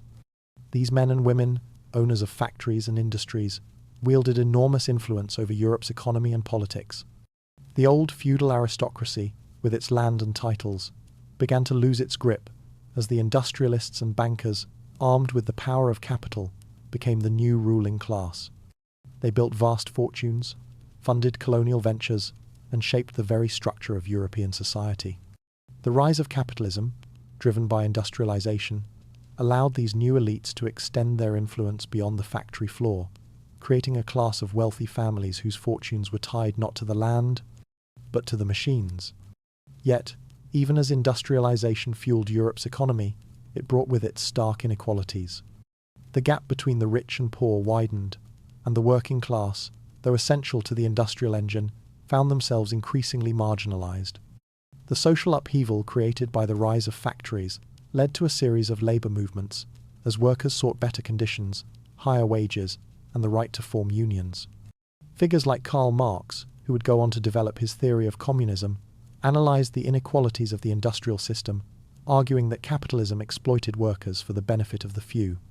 His writings, the Communist Manifesto and Das Kapital, would become a rallying cry for those seeking to challenge the capitalist system. While Marx's ideas would gain traction in the coming decades, they were not the only response to the rise of industrial capitalism. In fact, industrialization also laid the foundation for the growth of global trade networks and a new capitalist system that would shape the modern world. The factories that powered Europe's economy were not isolated. They were linked by a web of trade routes that spanned the globe. From Africa to Asia to the Americas, the demand for raw materials, cheap labor, and markets for finished goods created a new economic system that was global in scope. This new global economy, however, was not without its contradictions. While the bourgeoisie grew ever wealthier, the Industrial Revolution also left many behind. For every industrial magnate who built an empire, there were thousands of workers who lived in squalor, working in dangerous conditions for meager wages. The machines that fueled progress also created a world of inequality, a world where the promise of progress was often overshadowed by the reality of exploitation. As Europe's economy transitioned into the age of capitalism, the social order itself began to change. The rise of industry and the wealth it generated would eventually fuel the development of modern European states, with the industrial elites taking center stage in both politics and economics. Yet, the social costs of industrialization were high. The working class, having paid the price for progress, would soon rise to demand a better future. As Europe continued to evolve, it would be shaped not just by the wealthy industrialists, but by the laborers who fought for their rights. As we reflect on the transformation of Europe's economy, we see the rise of capitalism and industrialization as twin forces that reshaped the continent. The machines of industry brought prosperity, but they also deepened the divisions within society. The age of progress was upon Europe, but it was an age defined as much by the exploitation of the working class as by the achievements of the industrial age. The story of this transformation is not just one of wealth and machines, but of the human cost that accompanies the rise of progress. And as we move forward, we will see how this new economic order, coupled with the rise of nationalism and state power, would ignite a wave of social and political change that would define Europe in the years to come. From the ashes of old empires rose a new force, nationalism. At first it seemed a quiet and subtle shift in the political winds, but as the 19th century progressed, it would grow into an undeniable force that would reshape entire countries and give birth to the modern nations we know today. But how did the desire for unity and national pride lead to such dramatic changes in Europe's political landscape? Nationalism arose as a response to the crumbling remnants of feudalism, a time when loyalty was owed to local lords or monarchs rather than to a nation. The turbulent political landscape of post-revolutionary Europe provided fertile ground for a new identity to take root. The fall of empires such as the Holy Roman Empire, the Ottoman Empire, and the Austro-Hungarian Empire left vast regions in flux. People, now freed from the bonds of these sprawling dynasties, began to look inward and ask, who are we, and what binds us together? The answer came in the form of nationalism, the belief that people who shared a common language, culture, and history should have their own independent nation-state. It was a powerful idea, one that gave people a sense of belonging and purpose. But this newfound sense of unity didn't always come peacefully. As people began to identify more strongly with their nation, old boundaries were redrawn, new nations were forged, and the quest for national identity sparked political movements that sought to unite people and sometimes exclude others. One of the most dramatic expressions of this nationalism was the rise of the unification movements in Italy and Germany. Before the 19th century, both Italy and Germany were fragmented, made up of multiple independent states and principalities. But as nationalist ideas spread through these regions, the calls for unity grew louder. In Italy, figures like Giuseppe Garibaldi and Count Cavour united the various city-states and regions into a single Italian kingdom. The unification of Germany followed a similar path, led by the ambitious Prussian Chancellor Otto von Bismarck. Through a series of wars and strategic diplomacy, Bismarck achieved the unification of Germany in 1871, cementing the rise of a powerful new European state. Nationalism's influence extended beyond the political realm. It also sparked a cultural revival, as people sought to preserve and celebrate their unique languages, traditions, and identities. The search for national identity often led to the rediscovery of folklore, art, and music, all of which were imbued with the spirit of national pride. This was the age of composers like Beethoven and Verdi, whose works became symbols of their nation's strength and cultural identity. In literature, authors like Goethe and Manzoni captured the essence of their respective nations, instilling a sense of shared history and purpose among their readers. But nationalism's rise wasn't without its dangers. As people increasingly identified with their own nations, the idea of the other, those who did not share their language, culture, or history, began to grow. Nationalism could quickly turn into exclusion, and in some cases, it bred resentment and fear. Ethnic minorities, Jews, and immigrants often found themselves marginalized, as the dominant national identity sought to define who belonged and who did not. Nationalism, while a force for unity within nations, often sowed division between them. The consequences of nationalism were felt across Europe. The desire for national unity fueled revolutions, uprisings, and wars as people fought for self-determination. At the same time, it sparked a wave of imperialism, as European powers sought to extend their national identities beyond Europe's borders, conquering lands and peoples across the globe. The rise of nationalism changed not only the political landscape of Europe, but also the very way people saw themselves and their place in the world. The idea that a person's identity was tied to their nation became deeply ingrained in the collective European consciousness. But as the desire for unity gave rise to powerful nation-states, it also set the stage for conflicts that would reshape the continent's history in the coming decades. Having laid the foundation of nationalism's rise, the next chapter will explore how this fervor for national identity ignited tensions between Europe's powers, and how these tensions eventually led to the outbreak of the First World War. Nationalism would prove to be a double-edged sword, both unifying nations and driving them into conflict. What began as a small spark in the Balkans soon engulfed all of Europe. The assassination of Archduke Franz Ferdinand in 1914 was the catalyst, but the forces driving Europe toward this cataclysmic war had been building for decades.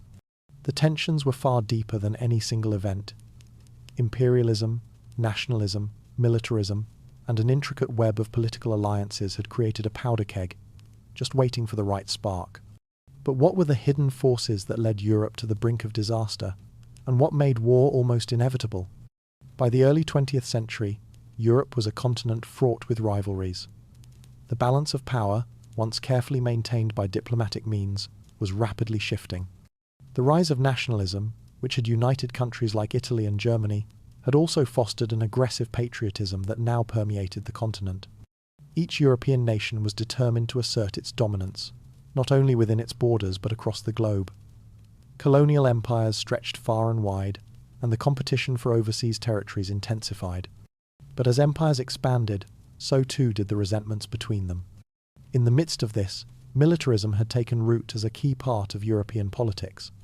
The major powers, Britain, France, Germany, Austria-Hungary, and Russia, were all heavily invested in military build-up.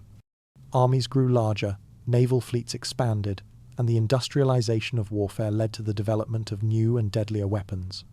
The arms race, which saw Germany and Britain race to build the largest and most advanced navies, only fueled suspicions. In the minds of many, war seemed less like an unforeseen disaster and more like an inevitable outcome of Europe's growing military capabilities. The creation of complex alliances further exacerbated these tensions. The Triple Alliance, Germany, Austria-Hungary, and Italy, stood in opposition to the Triple Entente, France, Russia, and Britain.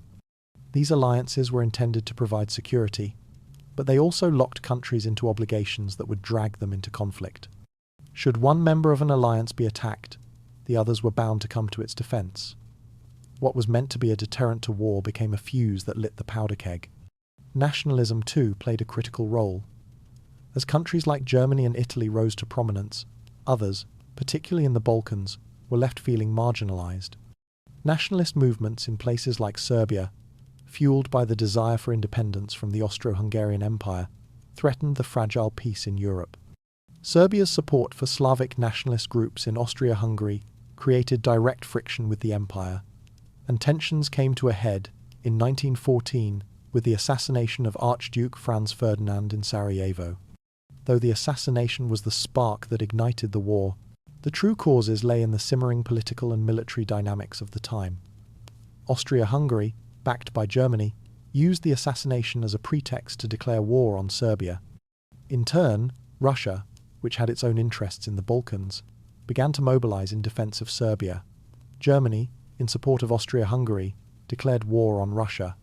France, bound by its alliance with Russia, entered the conflict against Germany, and soon Britain was drawn in as well, after Germany violated Belgium's neutrality. As Europe fell into chaos, it became clear that the war would not be a limited conflict. What had started as a regional dispute was rapidly becoming a world war. The political and diplomatic webs that had once held the continent together were now being torn apart by the weight of competing empires, aggressive nationalism, and military preparedness. The entire continent was caught in a web of obligations and desires that no one could escape. The scale of the war was unprecedented, and as it unfolded, it revealed the true horrors of modern industrial warfare. Trench warfare, gas attacks, and machine guns transformed the battlefield into a place of unimaginable suffering. The war was not only a test of military strength, but of the very idea of European civilization. It would bring unprecedented destruction and loss, and in its wake, Europe would be forever changed. As Europe plunged into war, the political and social structures that had dominated the continent for centuries would begin to unravel. The Great War, as it was called at the time, would reshape the map of Europe and the world, but its aftermath would bring about new ideologies that would ignite even more conflicts in the decades that followed. In the next chapter, we will examine the consequences of World War I, the political, social, and economic upheavals that followed, and how the Treaty of Versailles set the stage for the rise of new political movements, including communism, fascism, and the eventual rise of the Nazi regime in Germany. The war was over, but Europe was left in ruins. The fields where soldiers once fought were now graveyards. The cities that had witnessed countless victories and defeats were left in smouldering wreckage. The Treaty of Versailles, signed in 1919, was meant to bring peace to the continent, but in truth, it sowed the seeds for even greater conflict. The harsh reparations imposed on Germany and the redrawing of Europe's borders were not the marks of a healed Europe. They were the bitter imprints of a continent forever altered. How did this treaty, meant to end the war, lay the groundwork for the rise of political extremism and social unrest? The Treaty of Versailles, with its heavy demands on Germany, became a symbol of the anger and resentment that many Germans would feel for decades to come. The treaty's war guilt clause, which held Germany solely responsible for the war, was particularly controversial. The reparations required from Germany were staggering, and they crippled the country's economy. The humiliation felt by many Germans became a breeding ground for resentment, and it was from this anger that extreme ideologies like fascism and communism would begin to take root. Meanwhile, the Austro-Hungarian and Ottoman empires, which had been major players in the pre-war world, collapsed entirely. New nations emerged from the wreckage, many with borders that ignored ethnic and cultural divisions, leading to decades of political instability. The newly formed countries in Eastern Europe, such as Czechoslovakia and Yugoslavia, were fraught with internal divisions. Nationalism, which had once brought people together, now led to conflict as different ethnic groups fought for control and independence. In Russia, the chaos of World War I had already triggered the Bolshevik Revolution in 1917. The fall of the Russian Empire and the rise of communism were the culmination of years of discontent. Led by figures like Vladimir Lenin and later Joseph Stalin, the Bolsheviks sought to dismantle the old order and replace it with a communist state. The Russian Revolution sent shockwaves across Europe, inspiring left-wing movements and striking fear into the hearts of European monarchs and capitalists. Communism, which had once been a fringe ideology, was now a real threat to the established order. In Italy, Benito Mussolini took advantage of the chaos following World War I to rise to power. Mussolini's fascism promised order, pride, and national rejuvenation in a time of political and economic turmoil. Fascism's emphasis on a strong, centralized government and its focus on national unity appealed to many who were disillusioned by the failures of democratic institutions. Mussolini's rise marked the beginning of a broader trend that would see fascism spread throughout Europe. eventually leading to the rise of Adolf Hitler in Germany. For the average European, the aftermath of the war was a time of profound hardship. The economic devastation wrought by the war left entire populations in poverty. The loss of millions of soldiers, the destruction of entire industries, and the disruption of trade and agriculture created a fragile economy. Unemployment soared, inflation ravaged savings, and families were left without their breadwinners. The disillusionment of the European public was palpable, and many began to question the values and systems that had led them into such a devastating conflict. The economic hardship of the interwar years would be compounded by social unrest. Labour strikes, protests, and political violence became common in many countries as people demanded change. The old social order seemed irreparably broken, and people were eager for new answers. It was in this environment that political extremism found fertile ground. Faced with the collapse of liberal democracy and the rise of authoritarian ideologies, many people turned to radical solutions. The collapse of the old empires and the rise of new political movements were not the only consequences of World War I. The war had left deep scars in the European psyche. The ideals of progress, civilization, and humanism that had once defined Europe seemed hollow in the wake of the war's brutality. The loss of an entire generation of young men, the destruction of cultural heritage, and the physical and psychological wounds of war left Europe struggling to understand its place in the world. The devastation of war seemed to contradict everything that had been taught about the triumph of reason and civilization. Yet, the war also led to significant social and cultural shifts. The Roaring Twenties brought a new sense of freedom, especially in the arts and culture. Women, who had stepped into workforce roles during the war, began to demand more rights and recognition, leading to the expansion of women's suffrage in many European countries. The war also had lasting effects on the way people thought about technology and warfare. The horrors of the trench warfare, the use of poison gas, and the advent of tanks and aircraft changed how future generations would view conflict. The Treaty of Versailles, with its harsh terms, did not bring lasting peace to Europe. Instead, it set the stage for the rise of political extremism and the deepening divisions within European society. The world that emerged from the ashes of World War I was a fractured one, politically unstable, economically crippled, and socially divided. The political ideologies that would shape the 20th century were now beginning to take form, and Europe was on the precipice of yet another great conflict. In the next chapter, we will explore the rise of Adolf Hitler and the Nazi regime, as well as the way the world's greatest powers grappled with the fallout of World War I.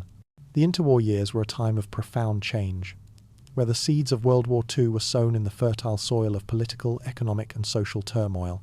A broken Germany, shattered by defeat and economic collapse, gave rise to a new force, a man who promised greatness. Adolf Hitler, with his radical ideology and vision of a powerful German Reich, pulled a nation out of despair. How did Hitler's vision of conquest plunge the world into its deadliest conflict yet? The Treaty of Versailles, signed after World War I, had crippled Germany, placing heavy reparations and restrictions on the country. The economy collapsed, inflation soared, and the German public grew desperate. It was within this despair that Hitler's Nazi Party found fertile ground. Promising to restore national pride, rebuild the economy, and reclaim lost territories, Hitler captivated a population eager for change. He rejected the democratic Weimar Republic and established a totalitarian regime, building on the ideals of nationalism, Aryan supremacy, and the concept of Lebensraum, the idea that Germany needed more living space, particularly in the East. Through political maneuvering and the use of violence, Hitler quickly consolidated power. The rearmament of Germany, in direct violation of the Treaty of Versailles, went unnoticed by the international community at first, as the world was still reeling from the Great Depression. Hitler's aggressive expansionist policies, the occupation of the Rhineland, the annexation of Austria, Anschluss, and the demands for Sudetenland were met with appeasement, but as his ambitions grew, Europe's nerves began to fray. In 1939, the Nazi regime invaded Poland, setting off a chain reaction that would ignite World War II. What had begun as a quiet rise to power now exploded into a global conflict, with Germany at the center of it. Hitler's vision for conquest and his belief in the superiority of the Aryan race had now reached its terrifying peak. The fall of France, the Battle of Britain, and the eventual invasion of the Soviet Union marked the key stages of Nazi expansion. But the question remained: what led a nation once so cultured, so sophisticated, to embrace such destructive hatred? How did nationalism, coupled with fear, reshape a nation into the most feared military power in history? Having explored the rise of Nazi Germany, the next section will dive into the devastating impact of World War II, focusing on the battles, the destruction, and the profound human cost of the war, particularly on the civilians caught in the conflict. Amidst the brutal battles and air raids, a shadow darker than the war itself loomed over Europe: the Holocaust. How did a civilization that had produced art, philosophy, and science descend into such horror? World War II devastated Europe on a scale never before witnessed. The military conflicts were vast, from the bloody battles at Stalingrad to the harrowing D-Day landings in Normandy. Entire cities were razed to the ground, and the countryside, once lush and green, was scarred with craters from bombings and artillery fire. But it wasn't just the military that suffered. The civilian toll was staggering. The brutality of modern warfare transformed the landscape of Europe, with civilians becoming the primary victims of the global conflict. In London, Paris, and Berlin, families huddled in air raid shelters as bombers rained down destruction. Entire neighborhoods vanished overnight. Cities like Warsaw and Rotterdam were flattened, while millions of people, both soldiers and civilians, were displaced, losing everything in the chaos. But as horrific as the battlefronts were, there was something even darker taking place. The Holocaust, which began as a sinister ideological campaign, turned into a systematic genocide that saw the murder of 6 million Jews, along with millions of Roma, disabled individuals, and political dissidents. The Nazi regime's final solution was carried out with terrifying efficiency, with death camps like Auschwitz becoming symbols of the purest evil mankind could inflict upon one another. The genocidal program wasn't confined to just extermination camps. It spread across Europe as Nazi soldiers and collaborators rounded up, imprisoned, and murdered millions in cold blood. The Holocaust represented not just the physical destruction of people, but also the destruction of an entire culture. The Jewish people, who had lived in Europe for centuries, saw their vibrant communities decimated. Families were torn apart, and those who survived the camps carried the scars of unimaginable trauma. The psychological damage inflicted on survivors, as well as the moral questions raised about the indifference of the world, continue to haunt Europe to this day. The war's toll wasn't just in lives lost, but in the very fabric of European identity. The cultures that had shaped the continent for centuries were shaken to their core, and the survivors of the war were left to pick up the pieces. How would Europe rebuild? How would it come to terms with the darkest chapter in its history? The consequences of the war were not confined to Europe's physical landscape. The war's economic, social, and political upheavals would continue to affect the continent for decades. The next section will focus on the rebuilding efforts that followed the war, particularly the efforts of the Allies to assist Western Europe's recovery, and the divisions that would grow between East and West. As Europe lay in ruins, two superpowers emerged from the ashes, one offering help, the other offering an alternative vision. How did the Cold War divide the continent, and what came of the promises of a new Europe? After the war's devastation, the need for reconstruction was paramount. The Marshall Plan, a US-sponsored initiative, poured billions of dollars into rebuilding Western European economies, preventing the spread of communism and offering a new vision for the continent's future. The plan not only rebuilt cities and industries, but also restored a sense of hope to the battered people of Europe. It set the stage for a new economic order, one that would lead to the formation of the European Union. However, Europe's recovery was not uniform. As the United States and the Soviet Union emerged as the new global superpowers, the continent became divided by ideology. The Iron Curtain fell across Europe, separating the democratic, capitalist West from the communist East. The Soviet Union, under Joseph Stalin, solidified its control over Eastern Europe, creating a bloc of satellite states bound to Moscow by military, political, and economic ties. In the West, nations like the United Kingdom, France, and West Germany formed alliances with the US, through NATO, seeking security from Soviet aggression. Meanwhile, the Soviet Union established the Warsaw Pact, a military alliance to counterbalance NATO.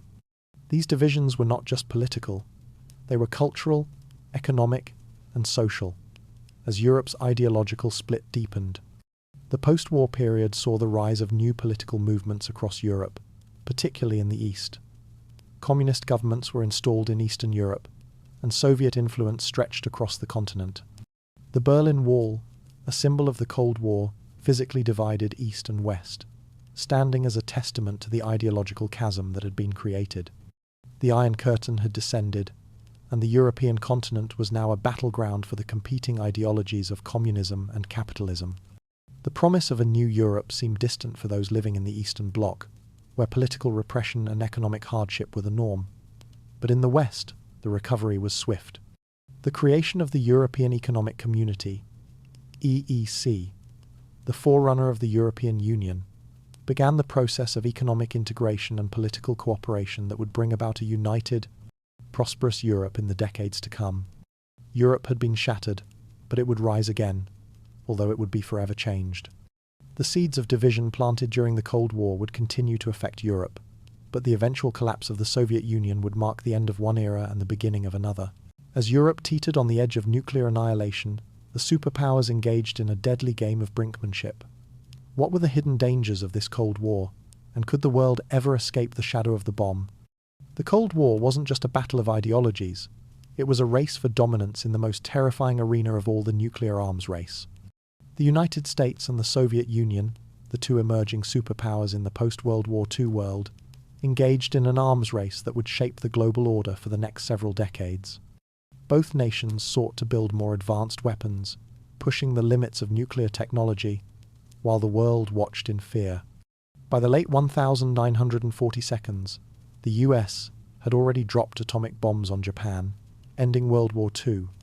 But this newfound power did not go unnoticed. The Soviet Union, under Joseph Stalin, quickly developed its own atomic bomb, detonating it in 1949. The two powers now possessed the ability to wipe out entire cities with the push of a button, setting the stage for one of the most perilous periods in human history.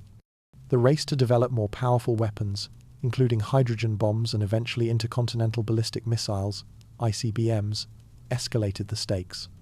The Cuban Missile Crisis in 1962 became the most vivid example of just how close the world came to nuclear war. Soviet missiles were discovered in Cuba, just 90 miles off the coast of Florida, and the US government, led by President John F. Kennedy, demanded their removal. Tensions soared to a breaking point as both sides, armed with enough nuclear firepower to destroy the world several times over, stood on the brink of all-out war. The world watched as Kennedy and Soviet Premier Nikita Khrushchev engaged in a tense standoff, each side hoping the other would blink first. The Cuban Missile Crisis was a defining moment in the Cold War, underscoring the terrifying reality of nuclear weapons. It was a moment when both sides realized that any direct military confrontation could lead to mutual destruction. But it also set in motion a series of diplomatic efforts to curb the nuclear threat. In the wake of the crisis, the US and the Soviet Union began to negotiate arms control treaties, including the Partial Nuclear Test Ban Treaty of 1963, which banned above-ground nuclear testing, and later the Strategic Arms Limitation Talks, SALT.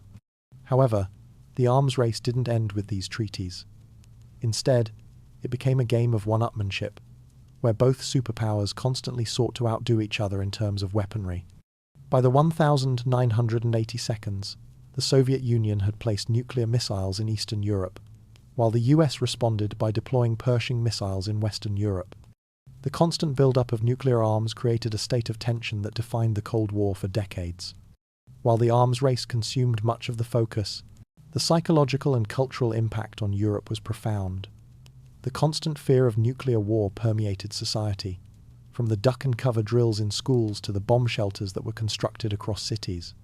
For many Europeans, the Cold War was a constant, gnawing presence, a reminder that, at any moment, everything could end. The tension of the Cold War wasn't only felt on the battlefield. In the political sphere, the superpowers found themselves locked in proxy wars that spanned the globe. From Korea to Vietnam, Afghanistan to Latin America, the Cold War's battles were fought not with nuclear weapons, but with the lives of soldiers and civilians alike.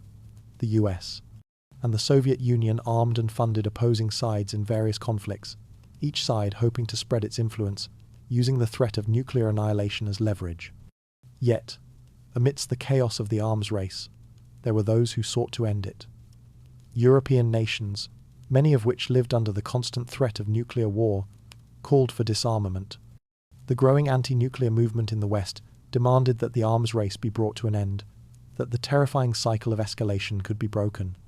Leaders like Mikhail Gorbachev in the Soviet Union and Ronald Reagan in the US would eventually recognize the danger of the arms race, leading to negotiations that would reduce nuclear stockpiles. But the question remained, would these efforts be enough to prevent the worst from happening? The Cold War's arms race symbolized a world on the brink of destruction, yet somehow Europe and the world survived. The next section will examine how the Cold War began to thaw in the 1980 seconds, as both superpowers recognized the cost of their rivalry and took steps toward ending the conflict. As the Soviet Union crumbled, Europe began to heal its ancient wounds. What came next for a continent that had been divided for over 40 years? Could a new, united Europe finally emerge? By the late 1980 seconds, the once unstoppable force of the Soviet Union was beginning to fracture. Mikhail Gorbachev, the Soviet leader who came to power in 1985, was faced with an economy in decline, a military bogged down by the war in Afghanistan, and growing political unrest in Eastern Europe. His policies of glasnost, openness, and perestroika, restructuring, were designed to revitalize the Soviet system. But they also led to a loosening of the Kremlin's grip on Eastern Europe. The winds of change were already blowing across the continent. In Poland, the Solidarity movement, led by Lech Wałęsa, had already begun to challenge Soviet-backed communism. In Hungary, Czechoslovakia, and East Germany, mass protests and calls for reform were growing louder. The Soviet Union, once a symbol of unshakable power, was now a fractured state, struggling to maintain control over its satellite states in Eastern Europe. The collapse of the Berlin Wall in November 1989 symbolized the end of the Cold War division. The wall, which had separated East and West Berlin for nearly 30 years, fell almost overnight, as East Germans, emboldened by the promise of greater freedoms, poured through the newly opened borders.